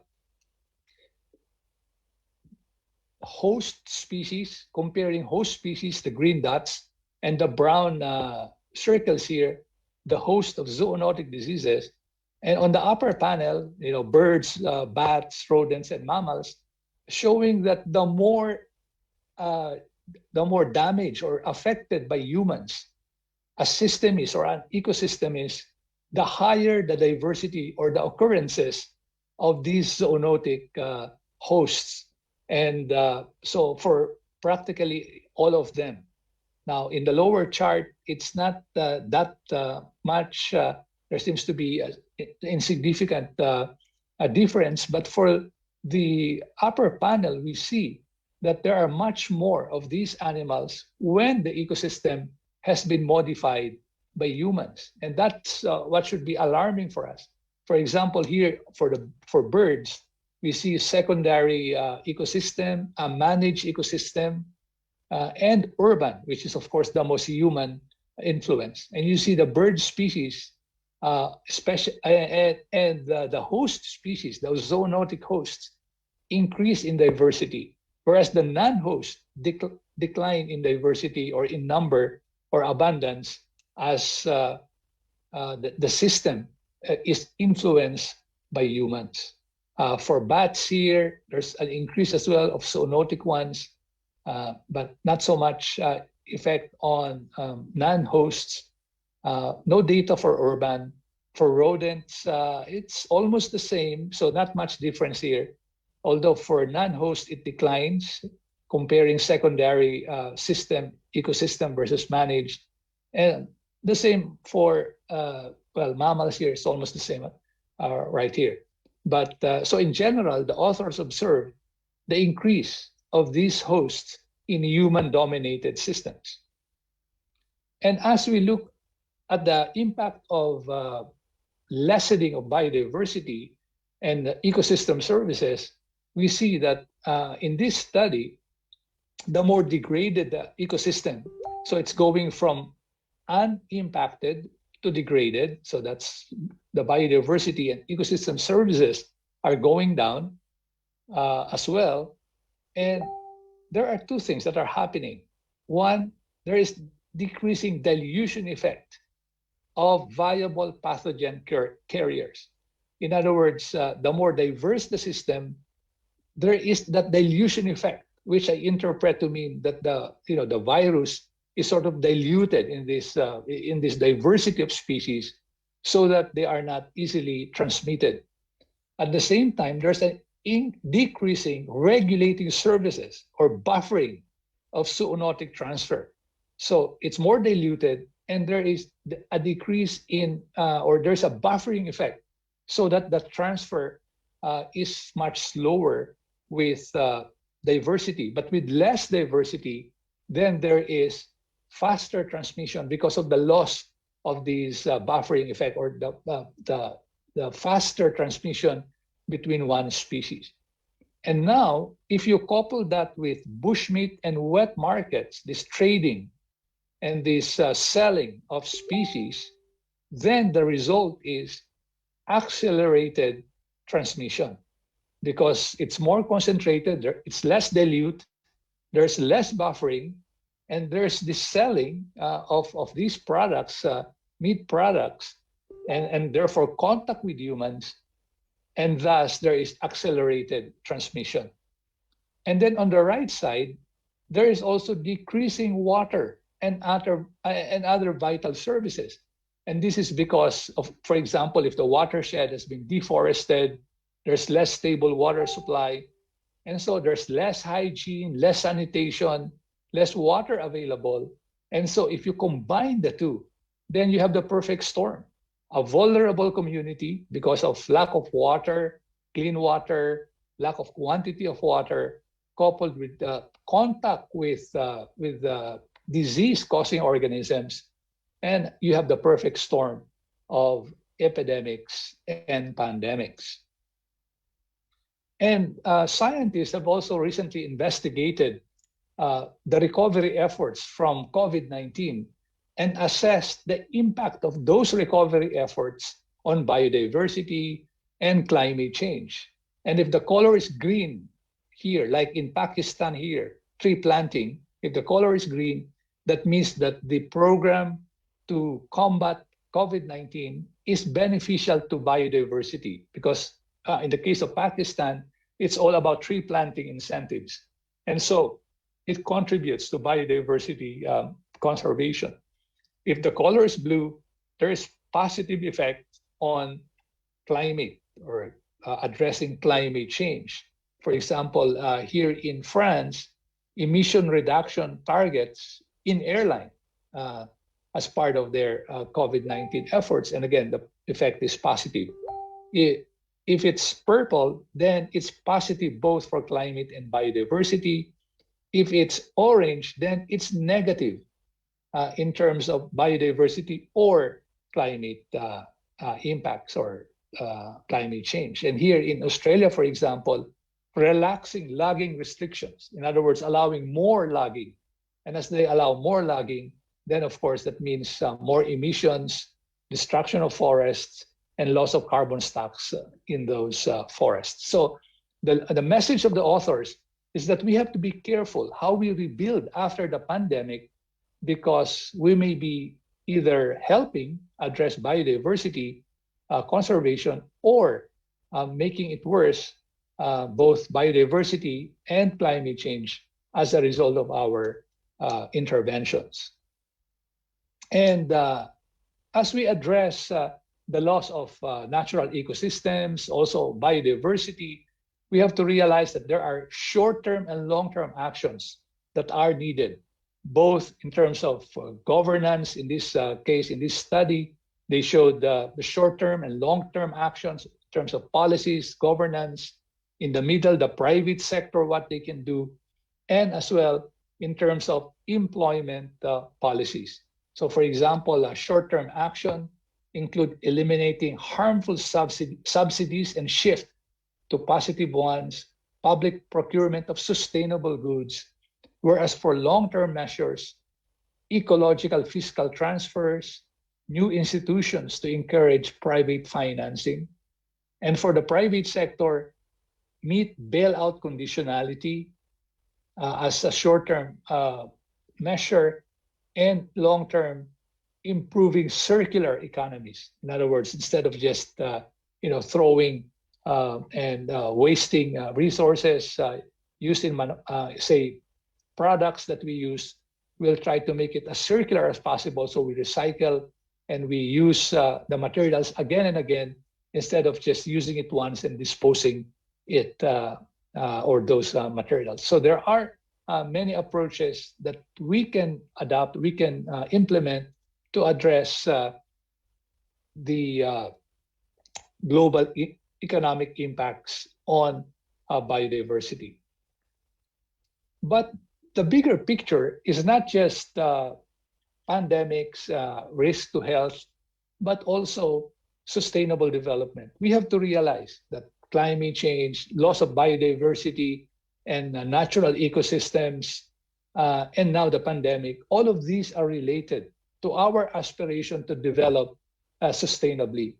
And that is being threatened right now as the pandemic persists and as we continue to lose economic opportunities and development opportunities, and perhaps also lose our natural resources base as people are tempted to use natural resources to earn to get their livelihoods, then our whole sustainable development goals may be in peril. And this is one of the most important things that we have to watch out for. Now, we also did a study just looking at how these global challenges link with each other. And during the time of Typhoon Ambo last year, we look at the incidence or the occurrences, the frequency of the number of cases of COVID, and overlay the projected path of the typhoon. And again, what we want to see here is where the typhoon will likely strike and what is the condition of those areas in terms of the COVID-19 infected people. And because realizing that the typhoon will further worsen the condition, the treatment, the plight of the people affected already by COVID. And part of our lessons learned is that climate-related hazards will complicate our efforts to address COVID-19. But there are positive signs as well. As we responded to COVID-19 in a very radical way, we can actually use the lessons learned from this and apply it in addressing, for example, the challenge of climate change. But we also warned that as we ease restrictions, then we may just go back to business as usual instead of using the lessons to build a more resilient society. And we have to be able to address multiple and simultaneous threats. We have to look at this holistically if we are to address the challenge posed by the pandemic, loss of biodiversity, climate change. And we can also learn from the lessons in COVID. The more we adapt, the more we act now, the less pain in the future. This is true for climate change as well. If we adapt now, if we act now, there will be less pain in the future. And the point here is that what we're learning in COVID, we can apply to other global challenges, such as biodiversity conservation and climate change. And so let me end with two things. First, policy recommendations that we enhance natural resources management in our country by using holistic approaches. We develop programs that enhance the benefits to local stakeholders because they are the ones who manage these ecosystems. And that we support science and research that will help elucidate or clarify the role of ecosystems in health and wellness. And finally, just leaving you with these messages, our natural and human systems are interconnected. We must not lose sight of that fact. Resilience will happen if we address hazards in a holistic way, whether to the pandemic, to climate change, or to our biodiversity conservation. And lastly, that we must prioritize conservation of natural ecosystems as well as their biodiversity. So with this, I thank you so much for your attention. Thank you, Sir Rodel, for that very insightful presentation. Totally agree with your talk, sir. The connection was very clear for biodiversity, climate change, disasters, and even this pandemic. And it seems that we need to do a lot more because we're starting out with our biodiversity with words such as decline and extinction. So I think you made a very good presentation, sir, in pushing for really looking at these nexus. Okay, so we'll now proceed with the open forum. We have allotted 1 hour for this part to allow more in-depth discussions among speakers and participants. And we now welcome questions from you guys. Okay, we're ahead by 5 minutes, so we're really on track with our schedule. That's a good thing. Isang patalastas muna ulit from the Secretariat. We now have auditorium attendance at 1,502. All right. Okay, simulan na po natin ang ating Q&A. Ready na ba ang ating mga speakers? Sir Glenn, Sir Rodel, you're here? Yeah, we are ready, including you. Good morning, Moji. Good morning to everyone. Okay. Okay, the first question po is for academician Gregorio, although I think Sir Rodel can chime in on this one. It's from academician Primavera, who's also a part of the Zoological Society of London. The question po is, you mentioned the ecological footprint of agriculture. In this context, what would be the recommended ratio of forest to field for ecological sustainability? For example, in the scientific literature, there is a recommended 4:1 mangrove brackish water pond ratio for sustainable aquaculture. Sir Glenn? And then maybe Sir Rodel? Yeah, that's a very interesting question. I think academician Lasco will also help me answer this one. This is a really very interesting because I think the role of agriculture now, we have to realize that we have contributed a lot in the carbon ecological footprint. But at the same time, this is also interesting because we need really for a study of this sort, specifically to provide understanding of our ecosystem. We need a study to know the ecosystem's threshold. And we will use this as a basis for setting up this quantitative target. So we need really a study on this one. I think I'm pushing for a study unless we have all this. There's a lot of variable informations. We have a lot of data in here, but as you know, there's a clash between agriculture and biodiversity. What I mean in forest also, but we could not eliminate both. So we have to have a compromise in the agriculture sector. We are pushing for lowering the inputs. We are talking about conservation agriculture, really regenerative agriculture, less input, conserve water. At the same time, conserve the forest because there's a battle there, but at the same time there's a synergy. We need to study this one. Maybe Dr. Lasco Sir also. Rodel, I'm not going to ask whether who's winning the battle, but Sir Rodel. Yeah, very interesting discussion. And of course, thank you, academician Primavera, for that question. As you know, in the global scene right now, scientists have been toying about natural-based solutions, NBS, and there's a push to conserve or preserve at least 30% of natural ecosystems. And this is the kind of, I won't say magic number, but this is a number that the global community is studying whether a third of all natural ecosystems should be preserved to make sure that the life support system of the planet are conserved. And this goes back to the issue of planetary boundaries in terms of biodiversity, in terms of climate change, land area. So in each of those, including nitrogen and phosphorus dumping in our water bodies, and this concept of planetary health and planetary boundaries is that for each of these, you might say, sector, there are boundaries that we cannot breach. Otherwise, the whole planetary system will collapse. This was, of course, pioneered by Stefan and other scientists. And so perhaps that's the way to approach this question. There's really perhaps no magic number, but there could be several thresholds that we need to find out. But of course, the challenge is, what are those thresholds globally, if we think about the planetary health, but at the same time, nationally? In the Philippines, as you know, we have public lands and forest lands. That's about 60%, 16 million hectares.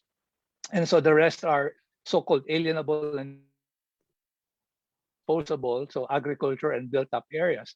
But of these 16 million hectares of forest, only less than half are actually forest. Maybe 5 million, half are forested. The other half are barren.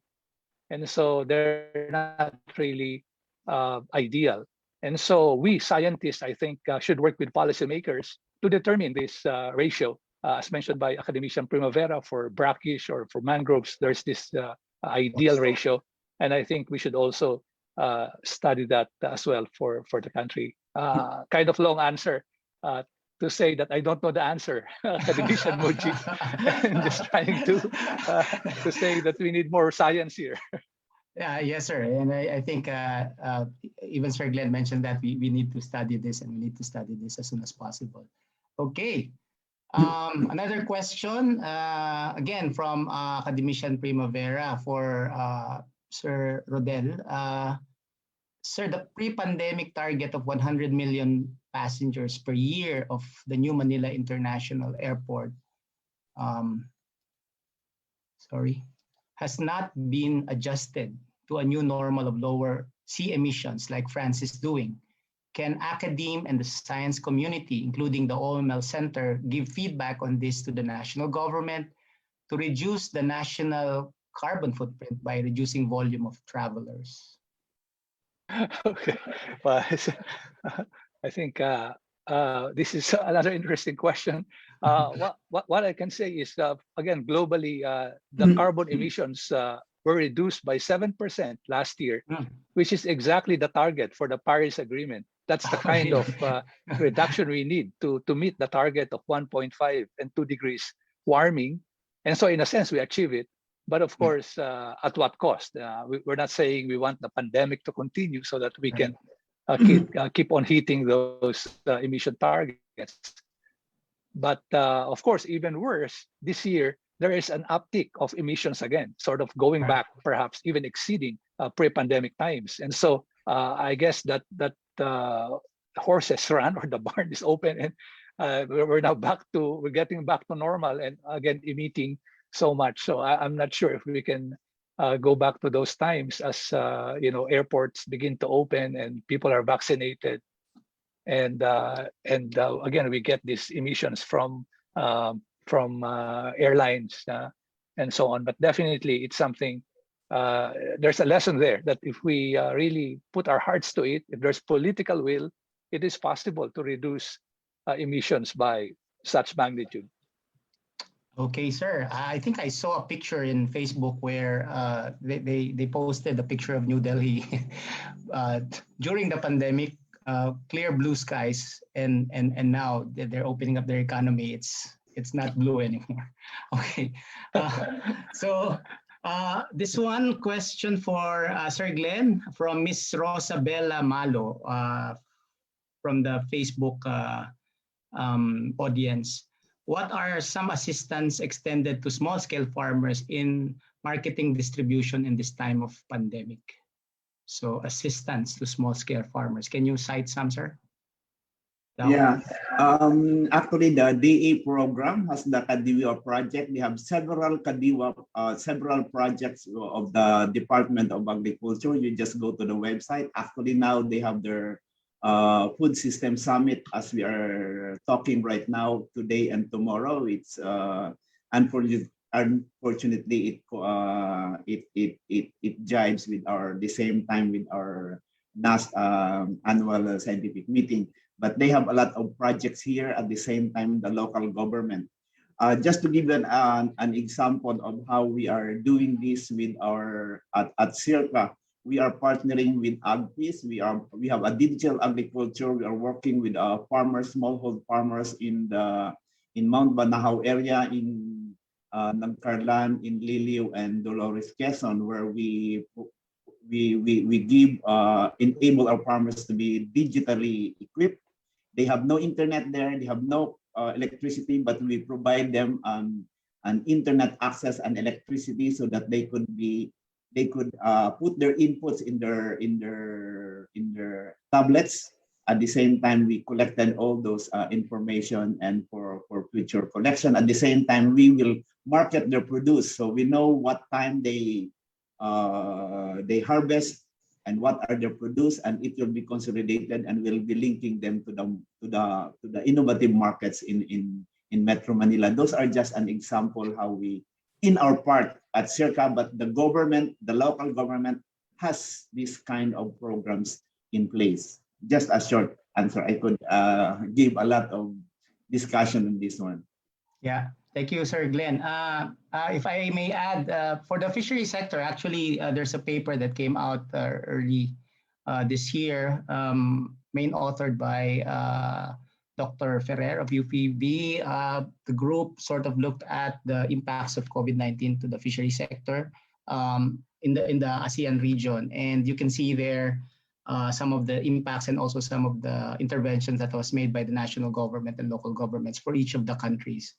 And also, we've been talking to the National Anti-Poverty Commission and trying to look at, again, the fishery sector in terms of COVID-19. And there has been some documentation on the things that has been done there. So I can provide you with those documents if you want to just message me.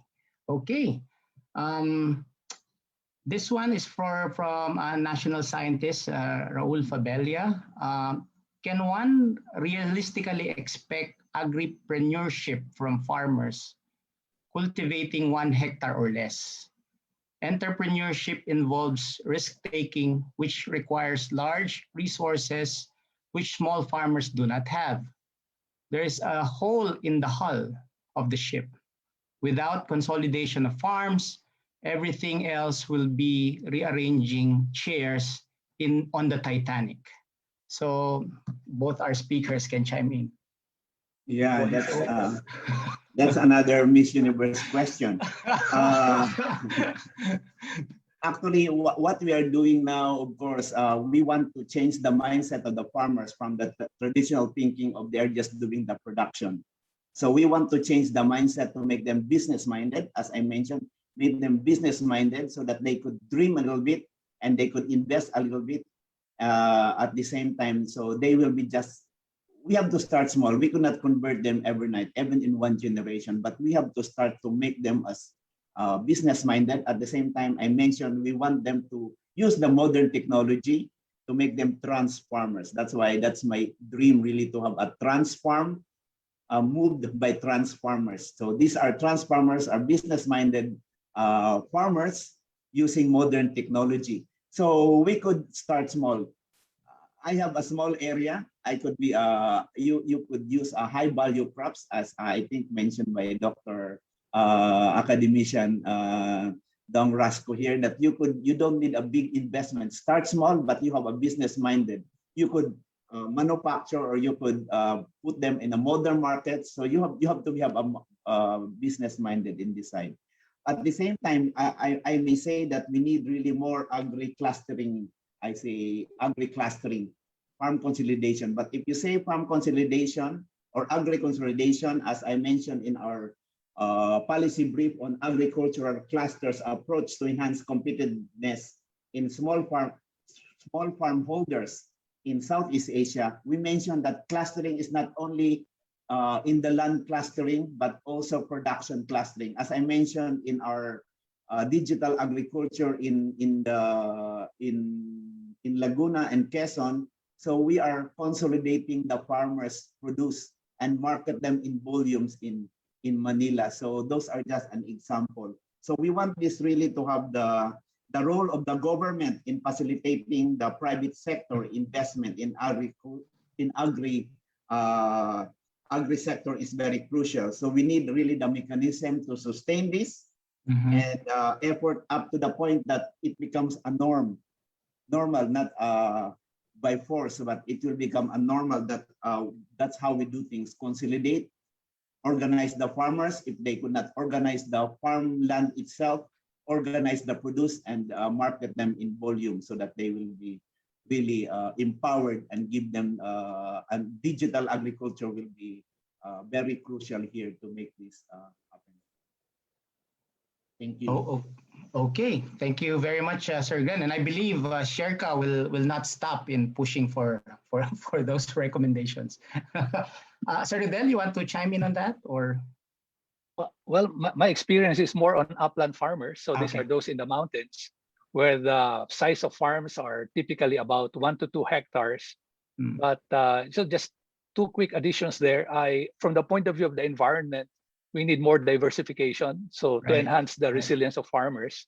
And secondly, in terms of climate resilience, so we were talking earlier about it, and I think because we are just hit by typhoons left and right, and volcanic eruptions, earthquake, and so many disasters, I think disaster proofing and capacitation is a vital ingredient of this point. Thank you, Muji. Thank you, sir. Thank you. Thank you. Very good points.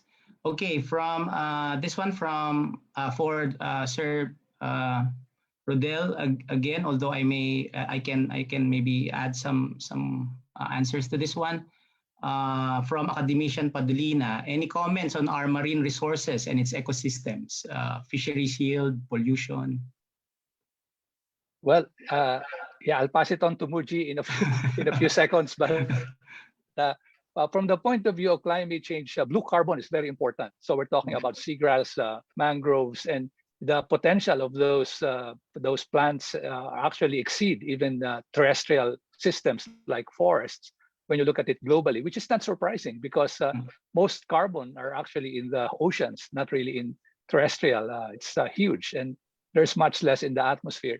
So I see the value of that from the point of view of mitigation, that is reducing greenhouse gases in the atmosphere.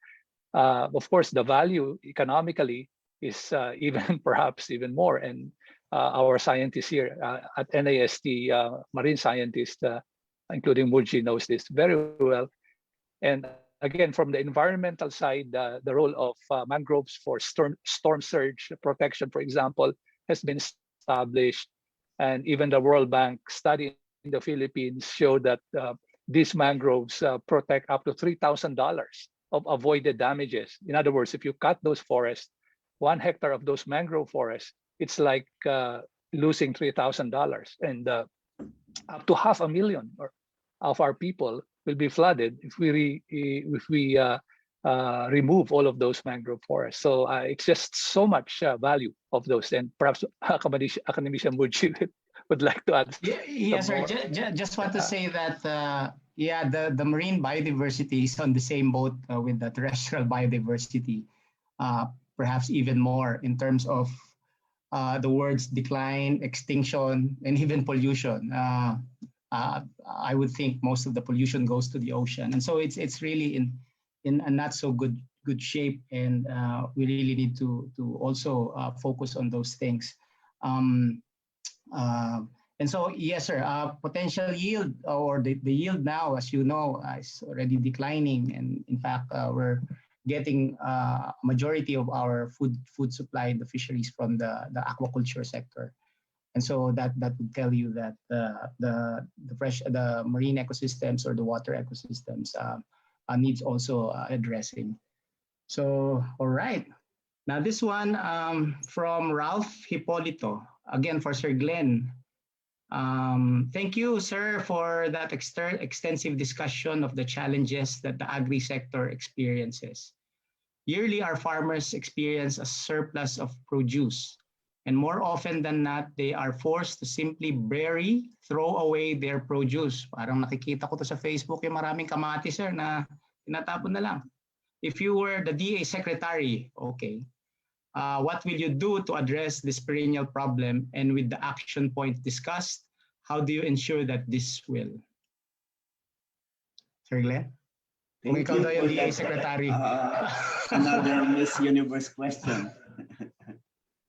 Yeah, that's a very good question. I just give you an idea that actually our farmers, just to give the positive thing there is, our farmers are really smart. What I mean, they could produce a lot. So they are very good in the production side. If you tell them, produce me this much of tomato, they could produce it. The problem now is the market. So linking the farmers to the market is a very important. So if you say, I need a lot of tomatoes, they will produce it. But they are not thinking of the market. So what we could do is really, what we are asking is, let the farmers know where's the market, because the farmers are doing example, the chili will be, one is 1,000 per kilo, then everyone will be planting chili. So we have a lot of problems. So we have a lot of coordination. So for DA, if you are a DA in DA, you have to coordinate with the local government. Especially now, the local government is very much empowered. With the Mandanas ruling, they have the money now, they could buy the produce. They could, if you are a tomato area, you have to produce maybe a drying area to dry those tomato, or you must have a ketchup area to produce their tomatoes. So farmers, as I mentioned, you have to be agripreneur.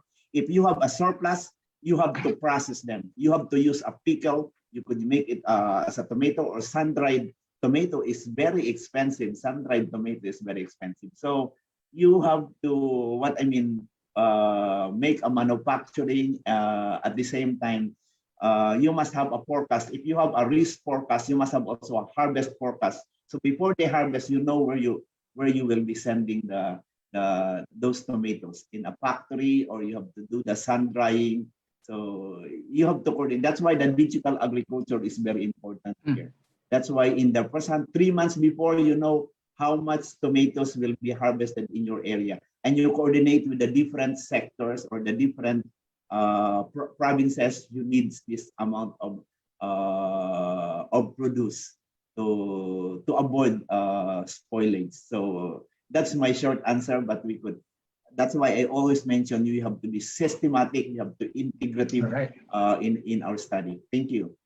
All right, and following that discussion, sir, this question is related to that one, addressed to also Sir Glenn and also Sir Rodel. From this one is from Lemuel Alcantara Alagon. It's an FB comment. How ready are we in terms of digital agriculture? So, okay. Yeah, that's a very good question, because that's why we are piloting this digital agriculture in Laguna and Quezon. We have in Nagcarlan, San Francisco Nagcarlan. We have in Dolores, Quezon, and near that area. So we are really piloting this project. About 30 farmers now. We go up to more than 60 to 90 farmers now in those areas, because everyone is excited. So we identify farms that they have no electricity and no internet connection. So we put a solar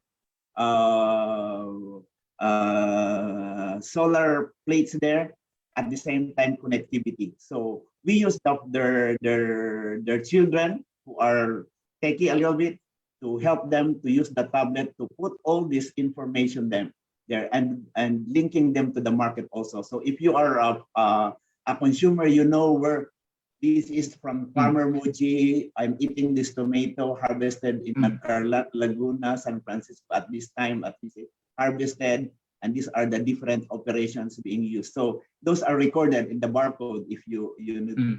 So my point here is we are starting this one, and we want to cascade it. After one season, it will go to the different regions, and it will be the Philippines. I think the farmers are excited because this is a pilot project, and we are targeting for 30 farmers, and everyone wants to join. We go up to 90 farmers right now. Thank you. All right. Actually, digital agriculture is one of the 8 banners of Secretary Dar. So, and I believe in that. I think we really need to push for that one moving forward. Okay, for Sir Rodel naman, from Rene Lorica. Pinagpapawisan ako mga sirs dito sa mga question, pang Miss Universe, ano? Academician Lasco mentioned nature-based solutions, which is a big topic these days elsewhere, but isn't heard as much here in the Philippines. When are we, Filipino scientists, joining this global discussion? Well, we have been part of this. Of course, this is just another name for something that's been going on for decades, and that's looking at nature or ecosystems as especially addressing global challenges like climate change, of course, biodiversity conservation. All of these are can be solved. I mean, not purely from, say, engineering, but as well with nature-based solutions. So we're not saying that that's the only solution. I think the point is it's an integrated approach. We go for engineering if that's, let's say, more useful for flood control. But let's not forget nature-based, like forests and mangroves and other means to mitigate or temper. For example, that's just one example of how nature can be part of this solution. So, for example, right after Yolanda or Haiyan in Leyte, there were calls for establishing hard structures and concrete barriers to protect against storm surge. But there's also the other idea that we can as well maximize the use of mangrove forest to do maybe not all of it, but also make it part of the total solution for such challenges. So I think our scientists have been there. Jürgen Primavera, of course, one of our academicians, prime example, national scientist Alcala also as well. And right now, I'm part of the Intergovernmental Panel on Climate Change report, and this is one of the major parts of our report, which will come out this year or early next year. And nature-based solutions will be part of the the set of mitigation or adaptation solutions that will be highlighted. So there's a lot of things going on. Admittedly, not enough. We're still losing our forest partly. We're polluting our marine and freshwater systems. So action, this whole challenge of knowledge to action. We know a lot of knowledge. We know a lot of principles. It's been hammered to us by our professors since high school or elementary. But how to apply this in the real world is, I guess, the challenge that we continue to face. Academician Muji, back to you, or do you want to add something there? Thank you, sir. Yeah, I agree. Implementation, dun yata tayo medyo kailangan pang mag-improve. Okay. Balik tayo sa ating mga members ng NAST. From Sir Ruben, congratulations to our speakers for their excellent presentations. Several studies were presented on COVID-19 in a number of countries. Are there similar studies locally, as in Laguna de Bay? About Laguna de Bay? Do you, Sir Rodel, you want to chime in on that? Specific studies? Maybe this is more for the health division to answer. No, academician Jimmy and company. I haven't seen any study. Academician Villarreal, I haven't seen any. I'm talking about peer-reviewed or journal paper on this. Maybe other members of the academy would know if there is already some research on this. Yung mga specific study, specific locations na, sir. Okay. Yeah. Biodiversity, sir, sa inyo pa rin from Sir Josefino Comiso, biodiversity is related to old growth forests and we continue to lose them. Would reforestation solve the problem? Thank you very much, our balik scientist Joey. Comiso is also an expert definitely in climate change and is retired from NASA. And thank you for that comment. For the Philippines, based on satellite, photographs and remote sensing, it looks like that we have stemmed the tide in destruction of old growth, what we call old growth or primary forests. It looks like that we have been able to protect those forests for the last few decades or couple of decades, and that's a good news. And even the total forest area has been increasing. Of course, around the world, this is not the case. We still have a lot of destruction in here. Indonesia, our neighbor, Amazonia is, of course, the biggest, perhaps, hotspot in forest loss in the world. And so it's still ongoing. Can reforestation help?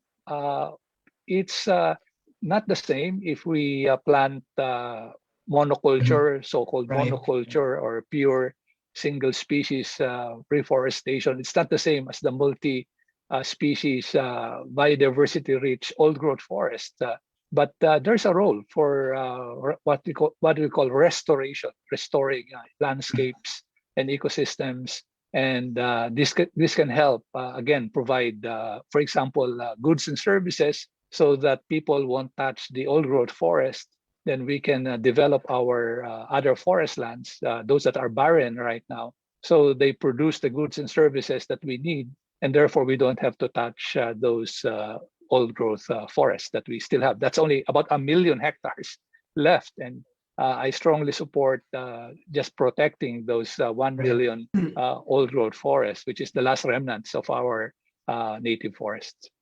Thank you. Yeah, back thank to you, you, sir. Denise Thank and you. Rudy. Agree. Yung remaining forest natin should be a no-take zone. And reforestation can help. Yun ang message ni Sir Rodel. Okay, a comment, I guess, just would read this one from Sir Dong Rasco, academician Rasco. More diverse, more plant-based, more fish, seaweed, and aquatic products, production closer to the kitchen. Now, drivers concern for health, the pandemic help, close in parentheses, and then technology for controlled environment, loss of farmland, quality and size, and climate change. I guess a comment from academician Rasco. Okay, this one from Sir Padulina.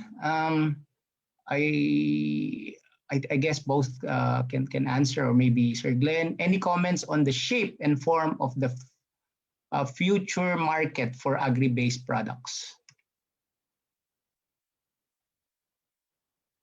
Sir Glenn? Mas Miss Universe talaga ang question na yan eh. What is the base? So actually with our experience now of the pandemic, I think the market now becomes more digital. Marami na ngayon. We have a lot of deliverance and ordering different types. So I think that's the in one way that the shipment even the consumer starts to realize the importance of their food, what's in their plate. They know what's the nutrition of their food. So there's a change of behavior of the consumers right now. So this change of behavior of the consumers really dictates what will be happening in the future of the production. So that's where I mentioned that the preference and the pattern of spending of our consumers has changed, which really affect the production side of the farmers' way of doing it. And the use of digital agriculture also will also, maybe a lot of these farm produce are barcoded. You know now where you are buying. This cucumber is coming from La Trinidad Benguet, planted by farmer Muji, harvested. So those are the markets are doing right now. It's happening, and even myself is also doing that kind of change of behavior. Consumers' behavior and consumption affects the production. Yeah. Can I add to that, academician Muji? Yeah, go ahead. Oh, go ahead, sir. Again, from the point of view of climate change, I think whether we like it or not, there's really a move to examine our diet and the footprint that goes with it. And we know that agriculture is one of the top emitters of greenhouse gases, and that will continue, of course. But there are now moves to address this, and I guess it's not impossible. We have seen the rise of, for example, Whole Foods in the U.S. Really catering to more organic and more, supposedly healthy. Of course, the downside is it's more expensive, and it has the reputation of being patronized by the more affluent, and the less affluent, of course, still eat less healthy and less and more carbon-emitting diets. But I guess at some point, all of this will coalesce, because part of being responsible, citizen of the planet is looking at our footprint. So, for example, if you eat a lot of rice or you waste rice, we know rice comes from paddy fields, right, Dr. Academician Glenn? And paddy fields emit methane, a lot of methane. So if you waste rice in your table when you eat rice, then you contribute to carbon emission. If you waste so many of these resources, that translates to footprint. So I agree, more and more eating or food should come from locally. Again, just like Academician Glenn, for example, our vegetables are almost, I think, more than 50%, sometimes 100% coming from our backyard. We're growing it just here around our backyard, and we're harvesting those vegetables, and that's what we eat. So no transport, so no fossil fuel emissions, no pesticide, no fertilizer. It's just natural. So I guess more and more people will do this as part of being practical for cost saving, but will translate as well to lessening our footprint.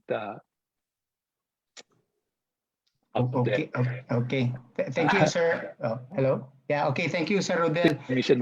Yeah, sir. Curious lang ako.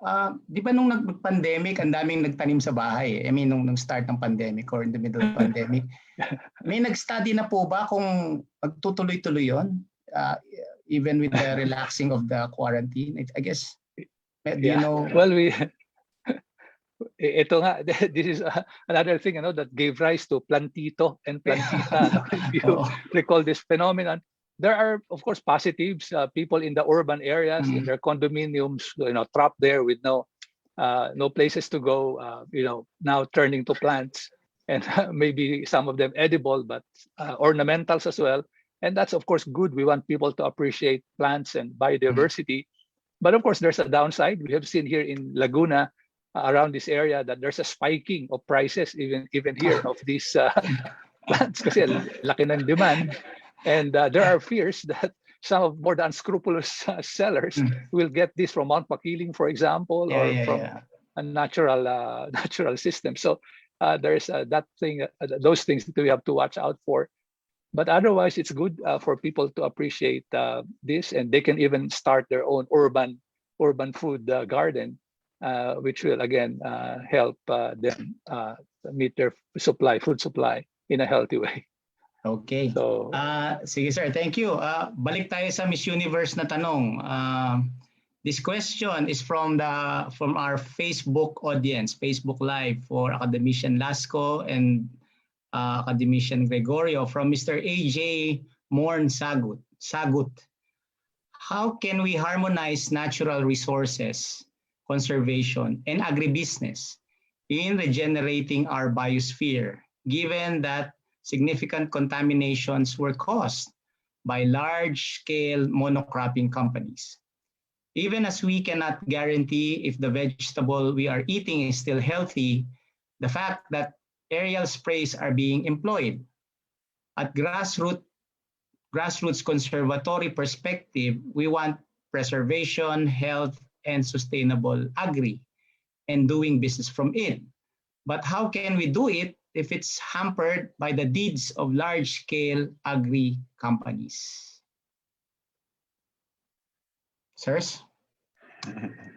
Yeah, that's another Miss Universe question. Actually, I will answer a bit, then Academician Rodel will answer, and you, Muji, also. Yeah, that's a usual question, but the good news is I think a lot of the multinational companies now, monoculture, are starting to realize the importance of lesson, because they are actually, if you see, they are very safe now.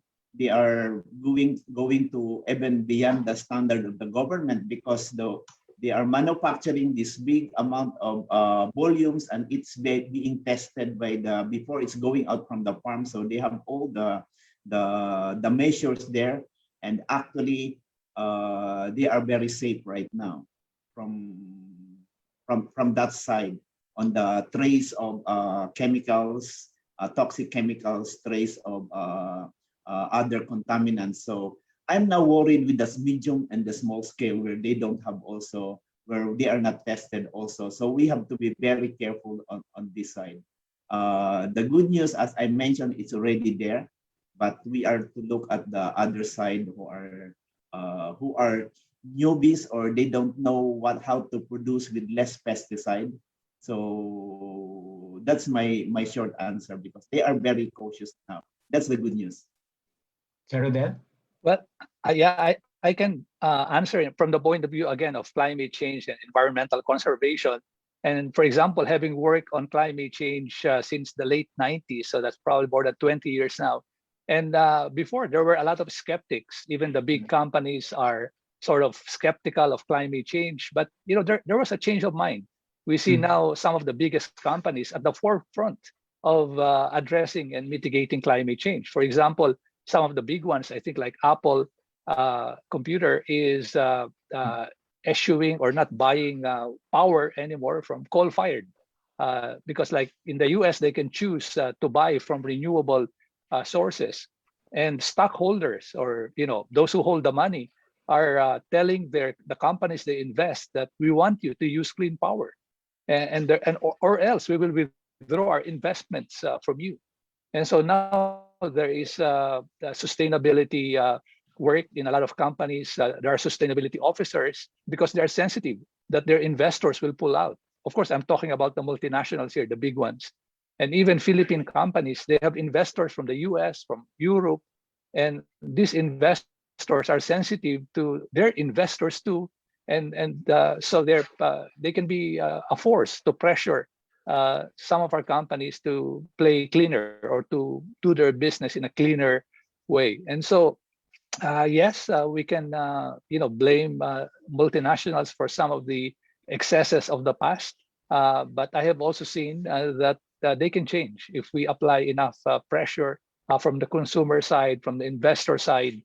They also listen. So again, I don't have the magic key to unlock that problem. I know it's not easy, but I've seen that change is possible if we band together as consumers and make our preferences known.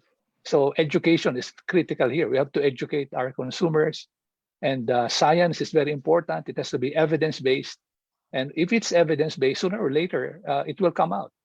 They won't be able to suppress science-based evidence, forever. And that's true for a lot of things we have seen before, including pollution and health-harming chemicals, substances, etc.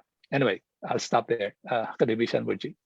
Thank you, Sir Rodel. Well, I couldn't agree more. Even for the national government, like DA, for example, many, if not all of our projects now are, and investments are required of like climate smart, portfolios, sustainability portfolios before they are given the investment for these project proposals. So I think there's already a change towards that direction of trying to look at conservation at the same time development. Okay. I'll just read muna some comments here from Academician Polhin. In the case of the Philippines, other deforestation, we should really keep track of forest fragmentation, which according to CIFOR is the recipe for disaster. It's likely that our forest cover is increasing in general, but it is increasingly being fragmentized. Forest fragmentation has also strong link with biodiversity and zoonotic diseases. Although that's a comment, sir, do you want to chime in on that, Sir Rodel? Yeah, that's very true. No? I just want to say I agree. Because, for example, for biodiversity, you need corridors for species to move. And if you fragment forest, then you lose that. So fragmentation is definitely an important concern. So I agree. Okay, and I guess this one for Academician Ruben, comment, overproduction and spoilage of fruits and vegetables cannot be avoided without advanced planning and marketing. Sir Glenn, do you want to chime in on that? Yeah, I agree on that. I mentioned that this is where the digital agriculture will come in. That's why we should know, we should have a forecast of what's happening, what are the products who will be harvested in the next few months. So I think that will give us more planning. So it's like, it's all planning and forecasting at the same time, alarm or a disaster alarm. If you have disaster alarm or harvest alarm, we should have that kind. Or there should be an alarm, or there will be a surge of chili powder or chili harvest in Laguna. So it will be the Bicol people will be interested, then they have to ship it to them, or there's processing of chili will be alarmed also, so they don't need to buy chili from or raw materials from India to process their this chili powder. Those are very important. Thank you. Okay. Sir, siguro continuing the discussion, the view from Academician Balisacan. For Sir Glenn, the view that small farmers do not take advantage of opportunities such as new technology or new markets has been discredited by evidence. What the evidence points out is that very likely small farmers are poor, not because they are lazy or unresponsive to opportunities that can potentially improve their welfare, but more so because we do not directly address their most basic constraints to livelihoods, such as access to production technology relevant to their conditions, or to credit to finance that technology, or access to markets for their produce. Any comments? Mr. Glenn? Yeah, that's what we are doing at CERTA really is to provide or sustain livelihood for farmers and linking them to the modern networks and innovative markets. So that's our we should approach these small farmers. But on the first part, this is based on my experience, Muji and everyone. First, I think we should realize who are our farmers. Sometimes we have to distinguish the farmer and the farm worker. Kasi minsan we look at them, we look at people, as I always say in the media, they take a picture of people are planting rice with this kind, and they say these are the farmers, they are working hard. But these are farm workers. So whatever the farm will produce a higher yield, the farm worker will also have only a 300 pesos a day wage. So if you want to help the farm workers, you have to go to the Department of Labor for that one, not the Department of Agriculture. So we have to look at it different way. Who are our farmers? Who owns the land? How big of the land? Because sometimes we just put, my father is a farmer, but he is actually a farm worker. So we have to realize who are our farm workers. Okay, back to the question of Academician Balisacan. We have to really link the farmer. We have to realize we have to organize the farmers. This is where I mentioned in my talk that the Mandanas ruling is coming here. The local governments is being empowered. I think more of the money is now in the local government where they could directly help the farmers to support them, access them, to give them access to the market. Maybe the local government will initially buy their produce and sell it somewhere and sell it to their constituents until it will become a normal that the farmers will know where to send their produce. And this is where agripreneurship will come in. We have the traders. You don't need to be a farmer or doing the production side to be in the agricultural sector. You need to be a trader, a smart trader that we would really link the farmers to the market, at the same time give them fair price, at the same time you have to be smart enough to process your goods and services. Thank you. Okay, and again, connected to the discussion, sir, on technology and access to technology by the small scale farmers. This is a question from the platform, the virtual platform, from Rojo Guerrero Padilla. There is a growing trend in urban farming using hydroponics and aquaponics system, which promise high yield using small space. Should the scientific community assist in sustaining this type of agriculture? Are there initiatives from the scientific community to support it? I think that's a very good question. Yeah, I think you have a smart farm now. I think the UP Diliman, a collaboration with UP Los Baños, I think they have the smart farm there. They use the hydroponic system the importance. Actually, this becomes very important in times of pandemic because we need those vegetables. We have to make them available locally. You must have your own food security in the community level. You must have your own food pantry. As I mentioned, you must have your own food pantry because in times of lockdown, you have limited access to this food. But at the same time, you have to realize also everyone is planting and we have to look at our farmers also who are producing. They may lose their production. That's why the forecasting of harvest is very important. And actually, the Department of Agriculture has an urban farming division right now, headed by, I think, Director Glenn Panganiban, who are doing the vertical farming. They have different towers now. They are doing the proof of concept that it's working. So it has its niche, but it will not be, it will not solve the whole problem of Metro Manila. So it's nice. That's why I put there. It's nice that we tend to realize the importance of agriculture. Many people now realize the importance of agriculture, of what they're eating, and now they're starting even knowing the scientific name. What are the different kinds of varieties of eggplant they're eating? They start to know what are the nutrients inside what they're eating, and all those things are very important. So there's a niche there. But at the same time, we have to have a study to carefully understand, because it may have, that's why we have oversupply of lettuce, maybe because everyone is producing hydroponics lettuce in this one. So there's a study, but I know we should have a systematic study on this, the effect of urban farming in the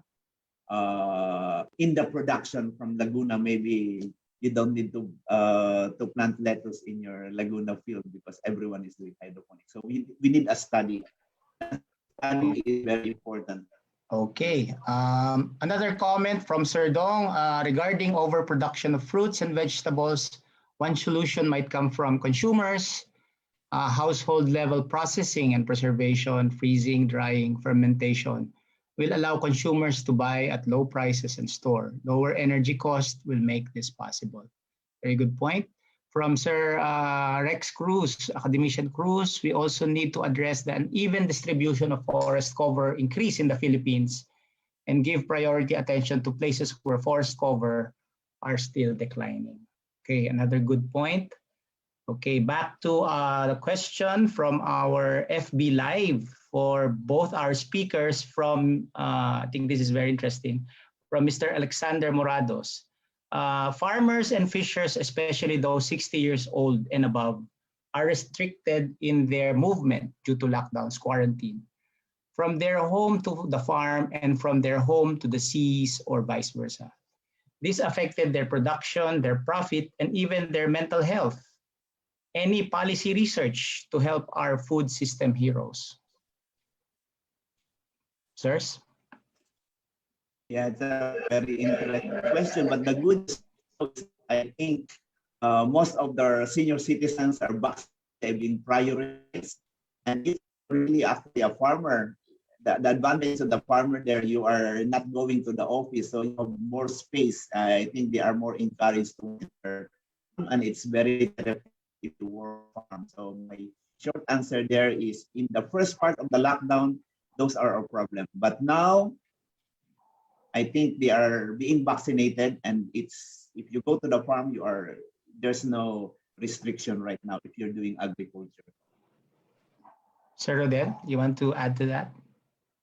Yeah, I guess that's well put by Academician Glenn. I have nothing to add, Academician Murji. Thank you, sir.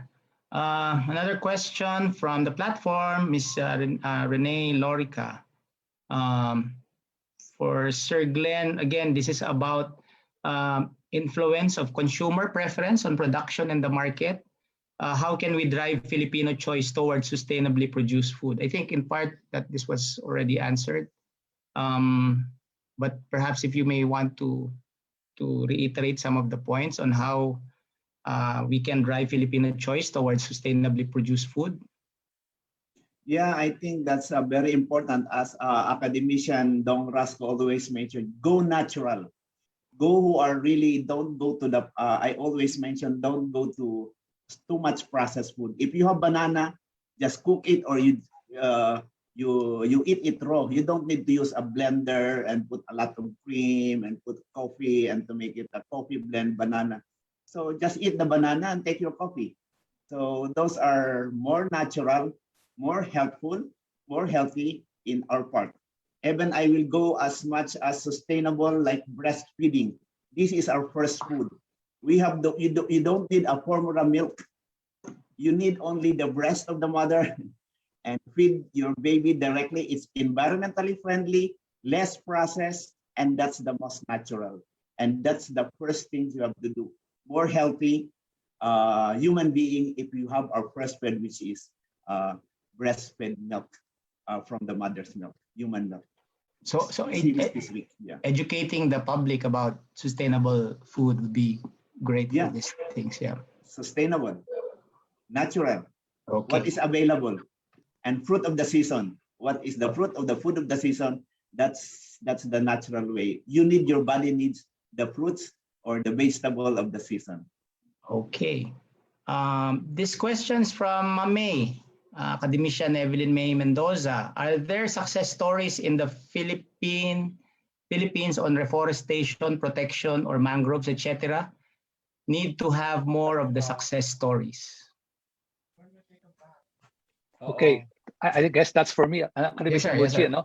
Yes, sir. I just want to say as well that I agree with the earlier comment of academician Rex Cruz, on the disparity or unevenness of forest distribution in the Philippines. Because as many of us are aware, most of these forests are in Region 2 in Caraga area, and there's much less, for example, in the Visayas. And since we are an archipelagic country, it's so important to consider this point, because we may have, say, 30% forest, but if it's confined to a few islands, then we leave our other islands vulnerable, especially the smaller ones. So that's a good point that he made earlier, and related as well to the fragmentation story. If you combine the two, this is an important concern earlier by academician Jan. So, but responding to academician May's question on success, yes, there are in fact success stories. And we have seen this all over the Philippines. And this is true not just in our country, but in many parts of the world. We have small-scale success in some parts of wherever it is in the world. But how to scale up is the big issue, the scaling up problem. So, for example, we'll have some funding from, say, donors like USAID or ADB or World Bank, and they pilot certain approaches. It's very successful in a small, in an area. But then how do you replicate that to a lot of other areas? And this is true, of course, not just in forestry, but even in agriculture. You have small areas of success, but how do we replicate it to a wider scale? Especially considering the site specificity or the differences in language, in culture, in markets, in biophysical conditions. So how do you scale up or spread successful technology? So this is part of the science that we need to contribute. We need to understand more the factors that affect scaling up of successful interventions and how to spread it more widely. Again, it's not just purely technical science, biophysical science. There's a lot of sociocultural science involved here, and so those are the challenges. So again, in summary, yes, there are I think many successes out there, but how to scale up still remains a challenge for us. All right, we still have a couple of minutes to address some of these questions. We go back to the Zoom chat, the Q&A from NS Fabelia. Rooftop-mounted solar PV has tremendous promise. DOST has plenty of idle rooftop. DepEd has plenty of idle rooftops. Red alerts are a problem yearly. Why not tax on idle rooftops of large businesses? I guess to put solar PV in those large businesses. Rooftops. I agree. What was mentioned, of course, is already being done. National Scientist Fabelia, as you know, it's being done by even malls, for example, SM and other malls around the country. They have a large rooftop area, and they found out that it's of course can produce their own energy. There is also, even in houses, in private homes right now, it's becoming cheaper and cheaper. In fact, one time I was talking to someone, even here in Laguna, that there's already a company or a unit, an outfit that installs these solar panels. So maybe it can go down to the level of households or homes already. So I support this, this move for solar energy, wind, geothermal, hydropower in general, because these are renewable and, of course, less fossil fuel or less greenhouse gas emitting. Okay, sir, including taxation of idle rooftops. Okay, well, I leave that to economists like academician Okay. Pavella and Balisacan Okay. how to incentivize through policy. Yeah. Okay. From Sir Ray Villarreal, seem like reclaiming the sea is the most popular way of increasing high-priced land areas. Is the government fully aware of the dangers of doing this? Do they have guidelines? Sir Rodel, you would know? I know that academician Rex Cruz is the team leader of a Manila Bay project, and he may be able to answer this. But there's definitely, I agree with academician, of course, Ray Villarreal, that there's a lot of dangers in sort of reclamation left and right. It's not something that should be done without careful thought and planning and environmental impact assessment. And so this is something, especially because of sea level rise, projections for sea level rise because of climate change, and as well as, of course, typhoons and storm surges. So this is something that needs to be done with much care. That's all I have to say on that, academician. Okay, perhaps last two questions, sir. One from our Facebook Live for both our speakers, from Mr. Joshua G. Jomaoas. Biochar is widely used around the world for carbon sequestration, animal feeds, agriculture, and clothing industry. Why is it not widely used in the country? Biochar daw po. I know, I agree, sorry, go ahead, academician. Okay, so well, I agree that it's definitely promising, and it's been featured in several IPCC reports that biochar could sequester carbon, could even be enriching the physical properties of the soil, the structural properties of the soil. And it's being used in a lot of countries around the world. Now, I don't have the recent research findings on the Philippines, so I don't know how far it has been used in our country. I don't know if academician Glenn has some idea on this. Yeah, I heard about it, but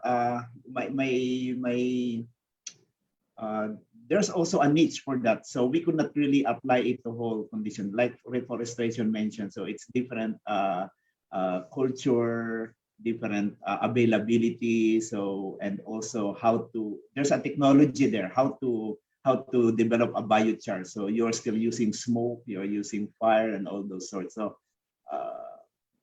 there's some limitation, but the potential is also very big. So that's where we could come in, some studies on that one. So that's my answer. Okay, ito na lang. Two more, last two na lang talaga.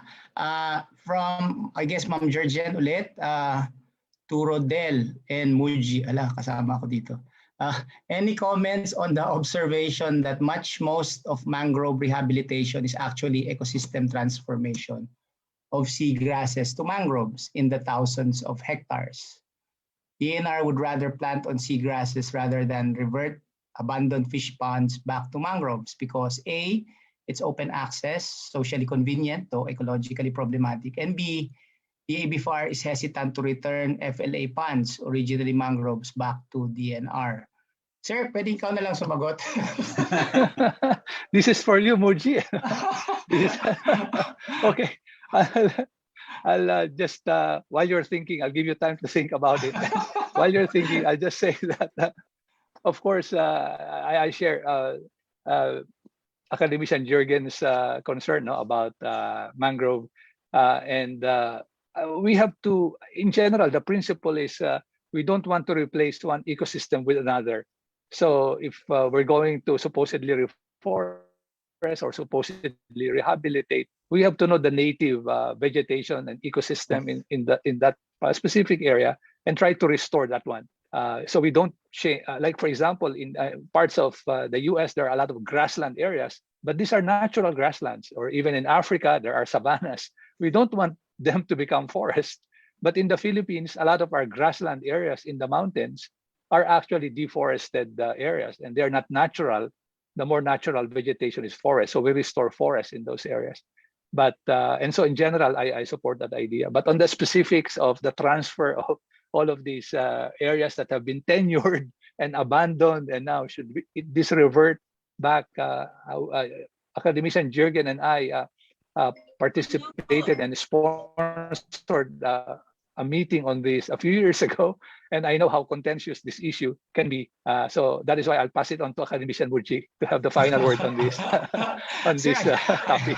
I will not comment on that part, but I do agree that I mean, whatever is natural, whatever is the original is the best. So we go for that. We try not to change like seagrasses into mangrove areas and vice versa. And the way to do that is really to know what was the original vegetation, what the original habitat in there. We need the science there so that we can be guided on how we're going to, for example, reforest or rehabilitate one area. But we'll not talk about the last item. Okay, sir, ito na lang. Ito na yung pinaka-last. And I guess ito yung mother of all Miss Universe question. Ready na po ba kayo? Nakalagay dito. This is question from our FB Live for Academician Lasco and Dr. Gregorio from Miss Hermelina Tenorio. Do you think these, close in parentheses, all problems tackled, close in parentheses, can be worked out soon sans the lengthy plans and talks? Sir? Do you think these, close in parentheses, all problems tackled can be worked out soon sans the lengthy plans and talks? Yeah, that's very, I will say we have to be optimistic. As we are still living, we have to be optimistic that we will not be solving everything, but we will have our own contribution. As I always mention, we have to start our own. We have to, as we talk all these things, big things to small things, what I would say, we have to start small. We have to start in our territory. We have to start within our jurisdiction, within our own backyard. We have to start supporting the youth. We start eating natural. We have to start promoting breastfeeding. We have to start on even segregate our waste. We have to start even up to refusing plastics, So we have to start our own ways before we think of big things or getting the support from the government. So they will be there, but my message is, my Miss Universe answer is you start from your own territory and expand it as you could do your influence scientifically. Thank you. All right, think big, start small. Sir Rodel? Yeah, I definitely agree with Academician Glenn, and I would say that we need all sectors to be involved here.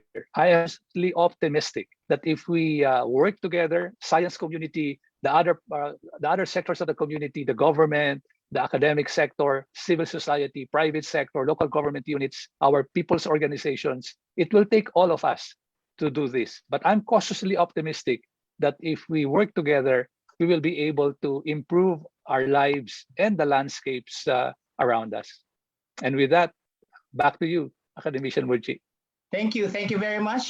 Can we give our speakers a very big round of virtual applause? Pwede po ba kaming makakita ng mga clap emojis po sa ating lahat sa Zoom? Thank you very much po for those very good answers. And of course, thank you very much sa ating mga participants and mga academicians na nagbato ng napaka Miss Universe na mga tanong na really very important and I think really for us to think about and moving forward with what we need to do for our country.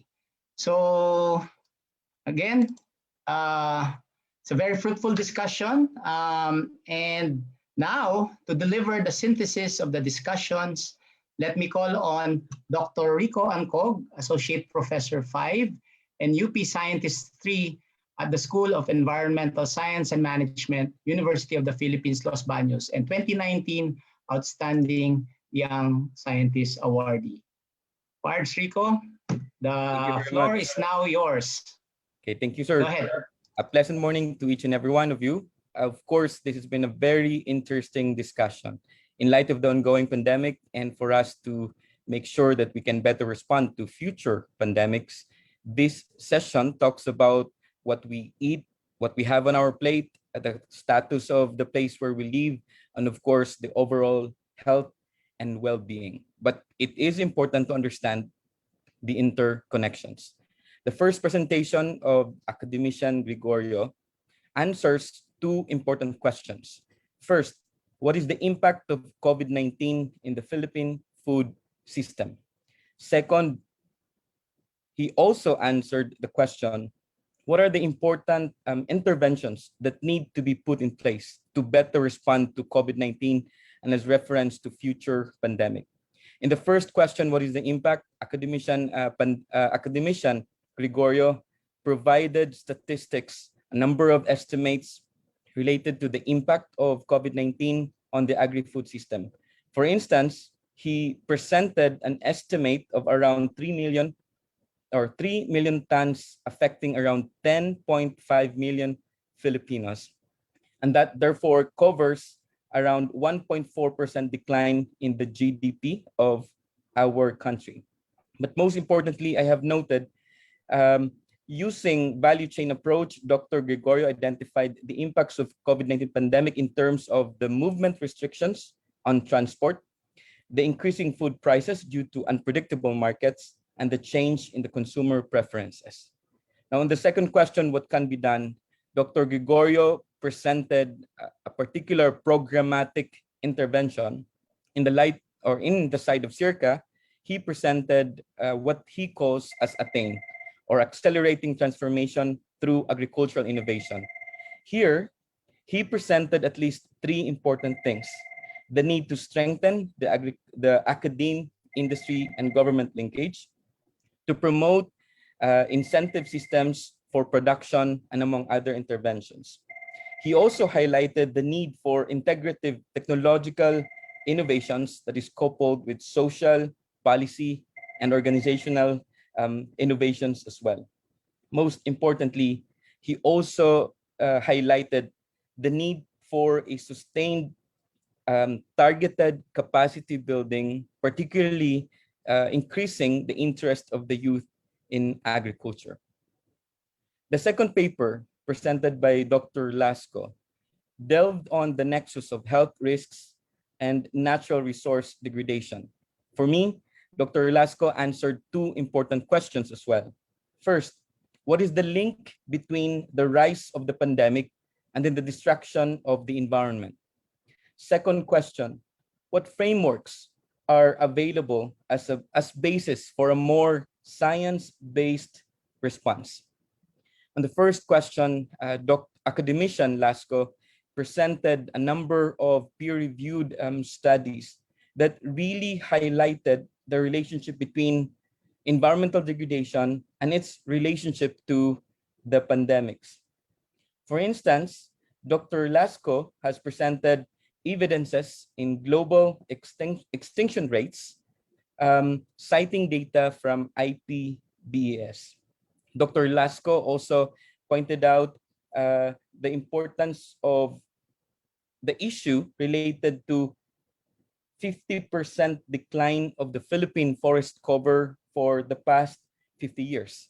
And related to these habitat losses, there is zoonotic increases in the zoonotic diseases that is attributed to human-dominated ecosystems. Related to this as well is another important point that academician Lasco raised, that the degradation of the ecosystem services increases zoonotic transfer, which simultaneously comes with the decline of the water and other vital resources that's available to reduce human-to-human transmission of the diseases. Second important question that Dr. Lasco raised is really pertaining to what are the frameworks that we can use, given that the problem that we're facing is multi-dimensional. Dr. Lasco mentioned about One Earth perspective, which covers a number of important aspects given the multiplicity of the dimensions that we need to cover. And then from there, he also highlighted the importance of making sure that the responses that we implement in relation to the pandemic would also be utilized in response to environmental conservation and socio-economic development. He really highlighted that there's a need for us to learn from the COVID-19 and then make sure that this becomes the basis as to how to better move forward. In fact, the policy responses that he mentioned really highlighted the need to enhance natural resource management in the Philippines, using holistic approaches, the need to develop programs that will also benefit the communities, as well as make sure that it will be beneficial for the communities. But overall, one important aspect that we have to really learn is to appreciate how we produce our food with the way we manage the environment, in as much as these have profound implications on our health. And as we learn from these presentations today, it surely is not about either or. It requires an integrative and systemic lens. Indeed, the food, the environment, and then the health are very much interconnected. Thank you very much. Thank you very much, Pards Rico. Palakpakan po natin siya. Grabe, great synthesis, Pards. Hindi ba pwedeng isulat yan into some sort of a white paper? Okay. That's a wrap po for our first plenary session, ang 43rd Annual Scientific Meeting. May we now ask Sir Glenn and Sir Rodel and Pards Rico to turn on their cameras for a group photo. The NAS Secretariat will be taking our photo. Okay. Si Sir Rodel, ayan. And then si Doc Rico. Ayan. Is someone going to count? Okay, I'll count. 3, 2, 1. Cheers. Okay. So again, thank you very much po sa ating mga speakers, sa ating rapporteur, and of course our participants. Following this plenary session is the launching po of the NAST digital publications to be led by academician Dong Rasco, Chair of the Agricultural Sciences Division, NAST Philippines. Plenary session will start at 1 p.m. Ulitin ko po, plenary session 2 will start at 1 p.m. So we'll see you there. Muli, maraming salamat po at magandang tanghali sa ating lahat. Ito po si Doc Muji signing off for now. Thank you po. Thank you.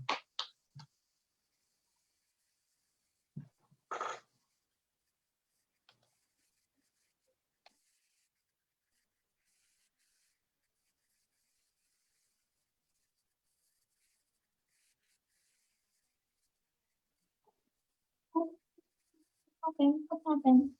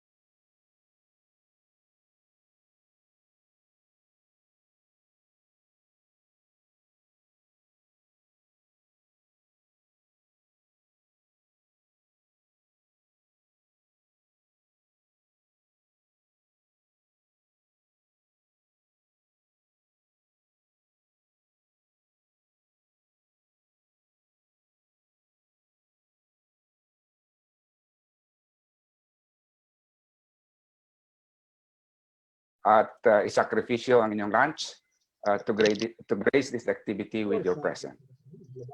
I am academician Eufemio Rasco Jr., Chair of the Agricultural Sciences Division of the National Academy of Science and Technology, Philippines. I welcome you all to the launching of NAST digital publications. This year, the National Academy of Science and Technology will be relaunching the publications of our members via a visible digital platform. Publications previously released as a physical copy or in digital PDF format will be shared to the public free in the new mobile format via NAST website and in the KDP format via Amazon Kindle for a minimal price. Both of these are conveniently readable using the free Kindle app on cell phones, tablets, laptops, and desktop computers. They are also downloadable. This activity is very timely because of recent alarming survey reports that the Philippines has landed at the bottom of countries surveyed for reading skills and proficiencies in science and math among the subject matters. It is likely because of limited access to relevant manuscripts. Printed manuscripts are expensive and limited in number of copies, while the digital copies are not easily accessible and readable. The first publication to be relaunched today are the books entitled Science Nuggets 1, from Aristotle to Stem Cells, and Science Nuggets 2, From the Universe to Energy, Food, and Agriculture, by one of our national treasures, national scientist, Ricardo M. Lantican. Other publications will be launched weekly, and please look forward to our announcements through social media and the NAST website. Now, to give us an overview of the books, let us welcome the editor of the books and my fellow academician, Evelyn May Texon Mendoza.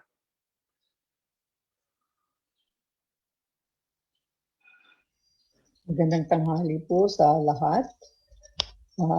I am academician Evelyn May Texon Mendoza, and I'm very pleased to introduce and give an overview of the two books, Science Nuggets 1 and Science Nuggets 2 by national scientist Ricardo Lantican.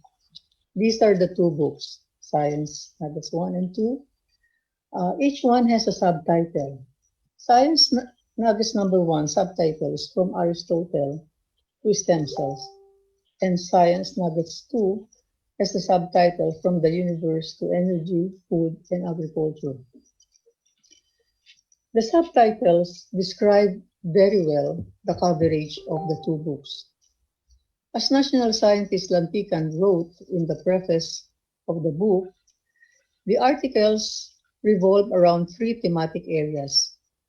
Number 1, the personality and profiles of great minds in science. Number 2, breakthroughs and technological advances that propelled human progress. And number 3, innovative R&D perspectives that can make a better world for our humanity. National Scientist Lantican wrote about the scientists with great minds who were ahead of their time, their difficulties, their challenges, and their human sides. And he also focused on and discussed the critical issues of our time: the universe, the energy, food, and agriculture. The two books are a compilation of articles National Scientist Lantican wrote for various newspapers, such as the Manila Bulletin, the Philippine Daily Star, and Malaya, the business section. He started writing these articles in 2005 through the initiatives of National Scientist Perla D. Santos Ocampo, then President of NAST-Phil, and academician brother Andrew Gonzalez. It was indeed a privilege and honor for me to have been asked by national scientist Lantican to compile, edit, update, and push the publication of these 2 volumes. And these 2 volumes were published and released in 2017 as printed copies. I thank Mrs. Rowena Villapeña Briones of Nashville and Mrs. Molet Pino of the Institute of Crop Science for their able assistance. National scientist is well known, Lantican is well known as an outstanding plant breeder who led the development of the mung bean varieties series of Pag-asa and soybean variety series of Tiwala. But certainly, he has shown now his passion and his passion and his energy and his commitment to have the science publications for the better understanding of science and technology and to make this available to the general public and most especially the youth. Thus, it is very timely that the digital copies of Science Nuggets 1 and 2 will now be available for easier and wider dissemination. Thank you very much. Thank you very much, Academician Mendoza. And now it is my pleasure to introduce the author of Science Nuggets. National Scientist Lantican is a member of the Agricultural Sciences Division of DOST Philippines. He was conferred the rank and title of National Scientist in the year 2005. He is known for his outstanding scientific contributions in varietal improvement of leguminous crops such as mung bean, soybean, and peanut, which resulted in their improved plant architecture and resistance to biotic and abiotic stresses and higher yield. He has also significantly contributed to disseminating science and technology information to the general public through the more than 30 science articles he wrote and published in various newspapers. In science, breakthroughs and technological advances to commentaries on international and national issues related to agriculture, environment, and energy, and innovative R&D perspectives. Let us welcome our national scientist, Ricardo M. Lantican, to give us his message.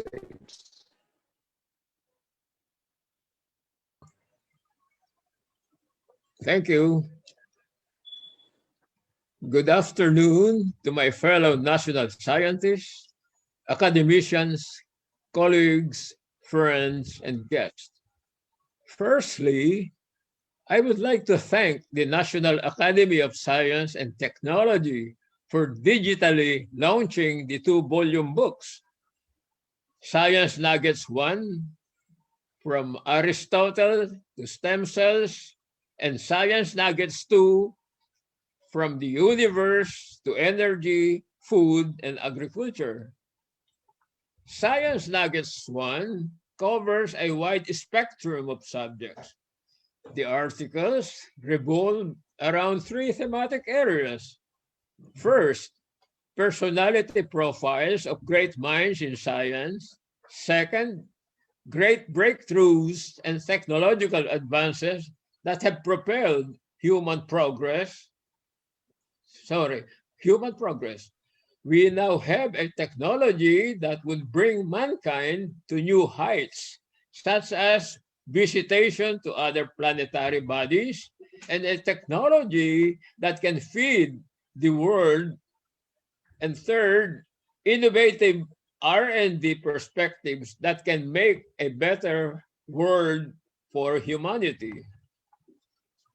The books are a compilation of 28 articles I wrote and published in the Manila Bulletin, the Philippine Star, and Malaya Business section. The publications are intended as international materials on science and technology for the general public and most especially the youth. I sincerely thank the NAST for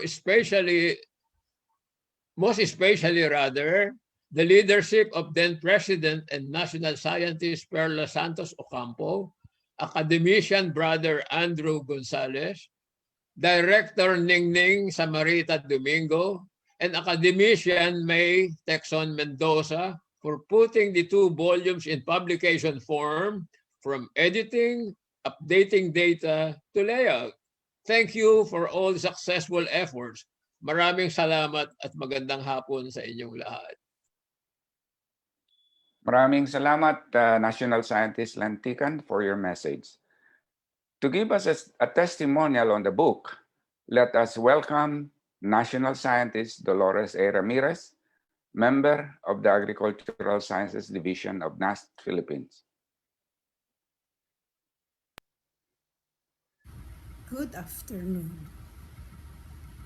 I wish to congratulate the National Academy of Science and Technology Philippines for the digital publication of the 2 books authored by national scientist Ricardo M. Lantican entitled Science Nuggets Volume 1 From Aristotle to Stem Cells and Science Nuggets Volume 2 From Universe to Energy, Food, and Agriculture.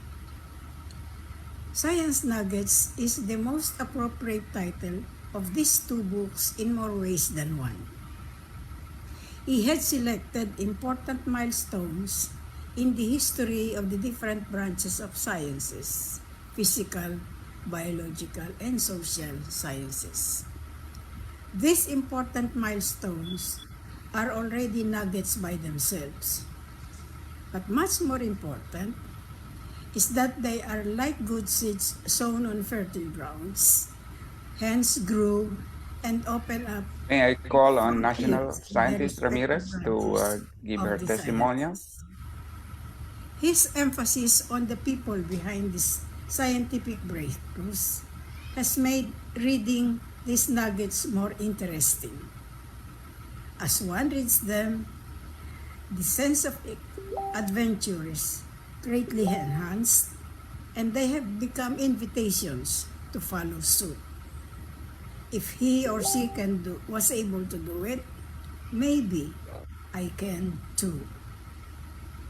Above all of this, National Scientist Lantican wrote them not in the technical format people of science comfortably communicate, but rather in the popular language the man on the street can easily understand and therefore enable him to appreciate the sciences more and better.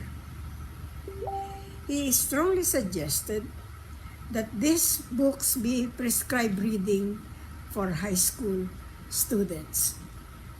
I am certain that if done so, there will be many more students who will pursue careers in the sciences. Congratulations, National Scientist Lantican. I also take my hat off to National Scientist Lantican for his appreciation and understanding of the breadth and depth of the sciences. Many of us are able to understand well enough and be able to translate into popular language the field of science that we are specialists of, and probably a little of the closely related disciplines. His choices of the papers he translated into popular language show a very wide spectrum of the different branches of the sciences he has deep understanding of. Indeed, a true man of science. Salute, National Scientist Ricardo M. Lantican. Thank you and good day.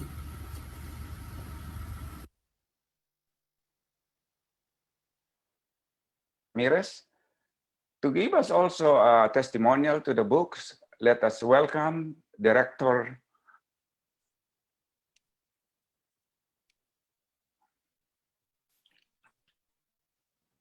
Good afternoon. Let us welcome Director Jocelyn Andaya, Director 4 of the Bureau of Curriculum and Development, Department of Education. Thank you, sir. Good afternoon to everyone. Thank you for inviting me to provide a testimonial to the two books written by Dr. Ricardo Lantican. The book, Science Nuggets, Volumes 1 and 2, are a good read to both science enthusiasts and ordinary people. They provide substantial information and insights to the human nature of scientists, that the people we admire because they were able to think and do things beyond what the average person can do, have also experienced anguish and pain, excitement and joy, as every one of us does. The two books were never short of providing accurate and deep understanding of critical issues, historical and scientific facts, and perspectives that would benefit not only the scientific community, but the nation as well. As a compilation of articles written by Dr. Lantican and published in various newspapers, the different articles provided informational materials on science and technology for the general public, especially the youth.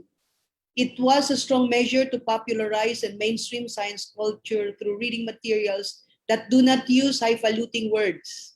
It cannot do away completely, of course, with technical terms and jargons as they are staple of scientific publications, but they were explained in such a way that non-science people would find joy in, like me when I was reading the two books.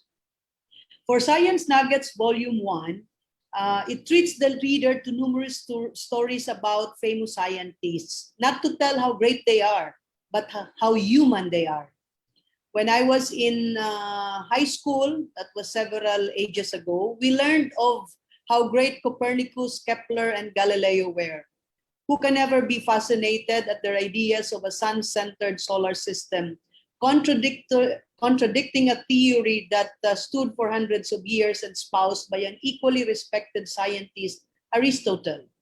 Perhaps a few of us knew that Copernicus was a canon in the Catholic Church, that Johannes Kepler was an extremely sincere and pious Lutheran, that and Galileo Galilei was excommunicated by the Catholic Church for his works on the solar system, expressed in a language befitting the Renaissance period. Albert Einstein and Alfred Wegener were ahead of their time. Legend says that when the papers on general and special relativity were published, few people can understand the concept. Wegener's theory was ridiculed by the science community and he migrated to Austria since no German university would hire him. Wegener's theory was finally accepted in the 1960s and renamed plate tectonics, that gave geology a single unifying theory that explains the earthquakes, volcanoes, and the formation of mountain ranges and ocean basins.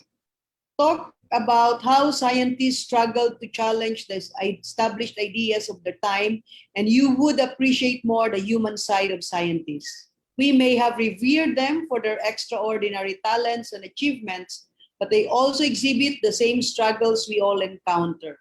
Philo Farnsworth, the inventor of the television picture tube, was a young potato farmer in Utah.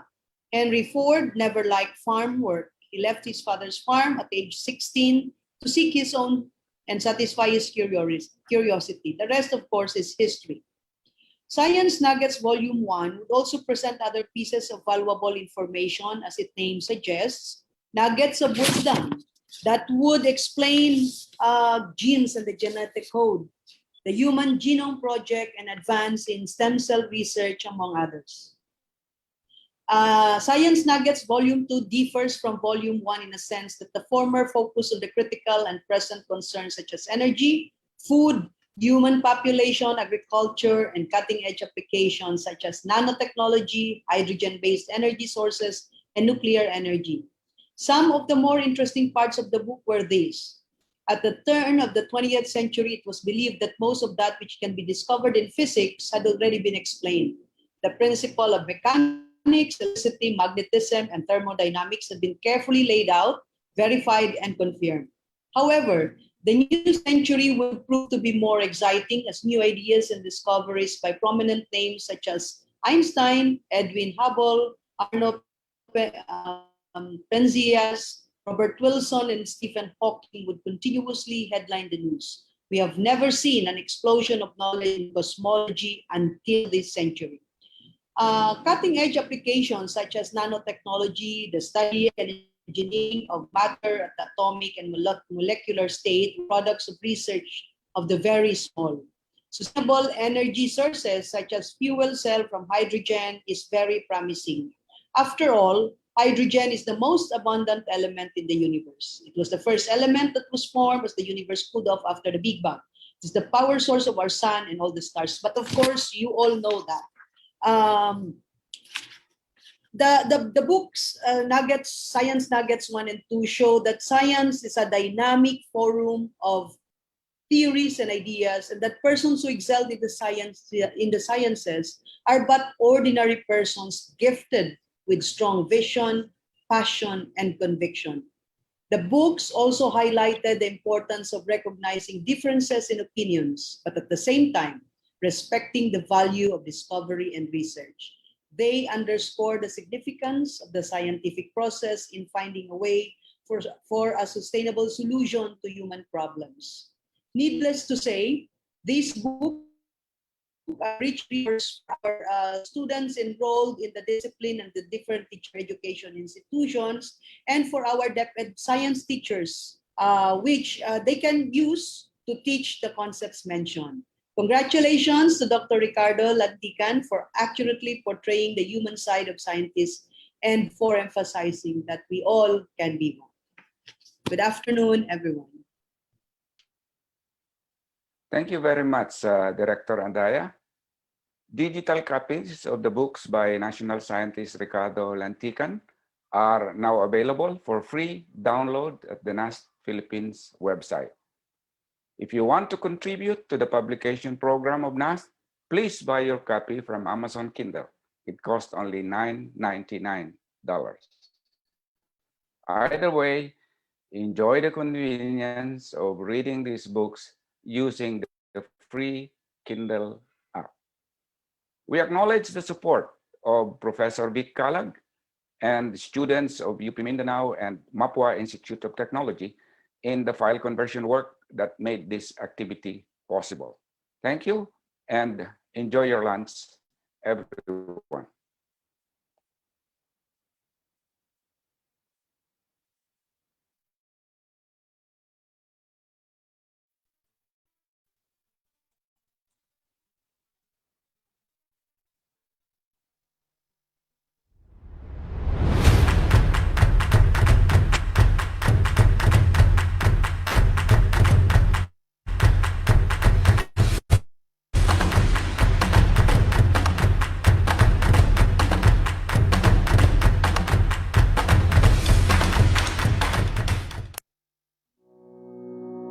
The National Academy of Science and Technology Philippines. Since 1976, the National Academy of Science and Technology Philippines has been the symbol of the nation's commitment to science. The NAST Philippines is mandated to recognize outstanding achievements in science and technology, as well as provide meaningful incentives to those engaged in scientific and technological researches. The Academy also advises the President and the Cabinet on matters related to science and technology. NAST Philippines engages in projects and programs designed to recognize outstanding achievements in science and promote scientific productivity. The Academy also embarks on programs traditionally expected of an Academy of Science. NAST Philippines has 4 functions. The recognition function. The Academy recognizes and provides incentives to Filipino scientists for outstanding achievements in scientific research and development. NAST Philippines recommends individuals to be conferred the Order of National Scientist, the highest honor given by the President of the Republic of the Philippines to a Filipino man or woman of science in the country who has made significant contributions in one of the different fields of science and technology. NAST membership. Membership to the Academy is by peer recognition and carries with it the title of academician. elected as academicians or resident Filipino scientists who have made exemplary contributions to science and technology and have advanced its cause in the Philippines. Corresponding membership is conferred on non-resident Filipino scientists who have made exemplary contributions to the advancement of science and technology in the country. The Academy continues its primary mandate of giving awards to Filipino scientists and scientific and technological endeavors aimed at advancing the state of Philippine science and technology with the following awards.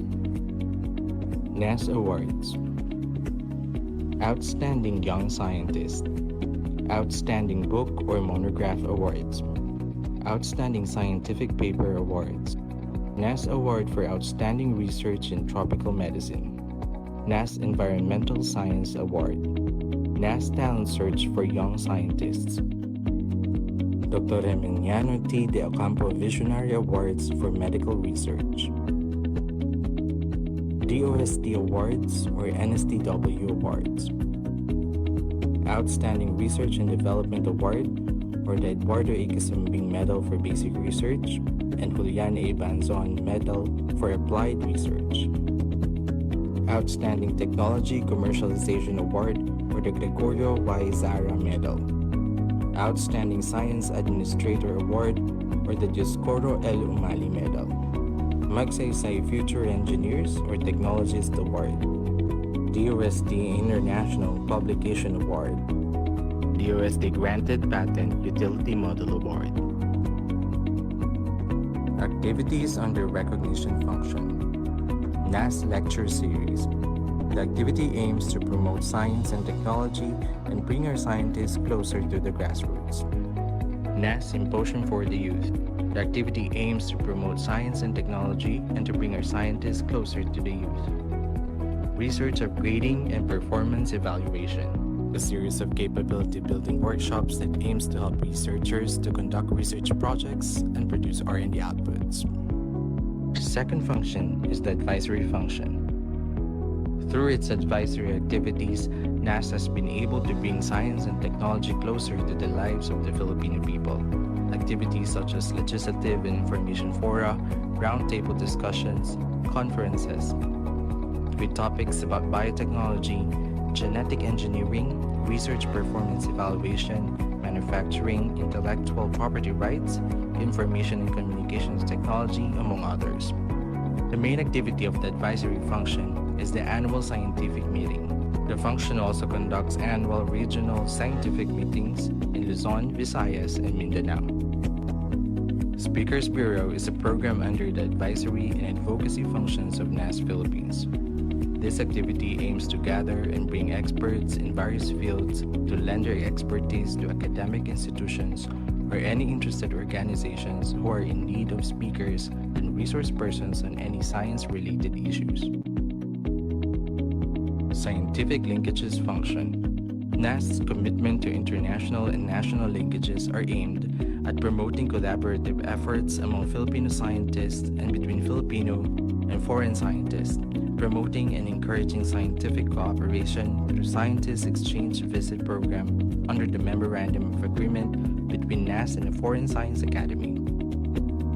The Academy has maintained linkages with 29 science academies and institutions all over the world. The fourth function is the maintenance of the Philippine Science Heritage Center. Philippine Science Heritage Center was created under Republic Act 9107 to be the country's main repository of the contributions, achievements, and accomplishments of Filipino scientists in the field of science and technology. The activities under the Philippine Science Heritage Center are Salin Lahi Symposium, a series of symposia tackling one S&T related matter to bring science closer to the public and to areas not usually reached by scientific conferences and seminars targeting elementary and high school students and teachers.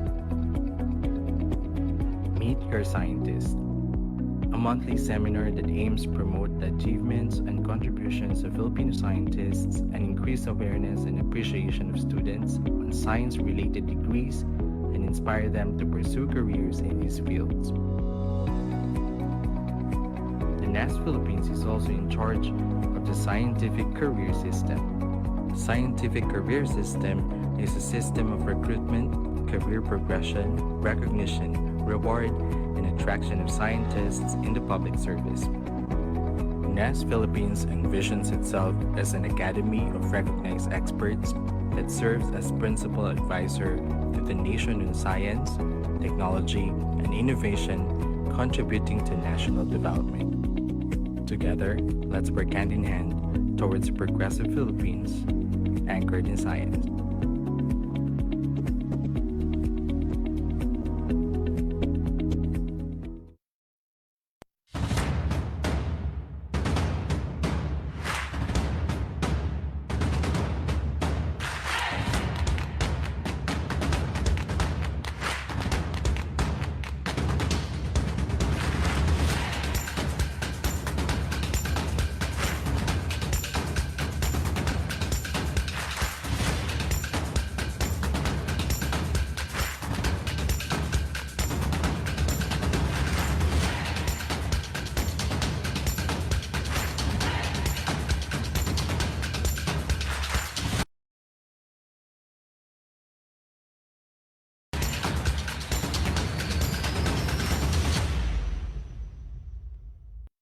Welcome to the Philippine Science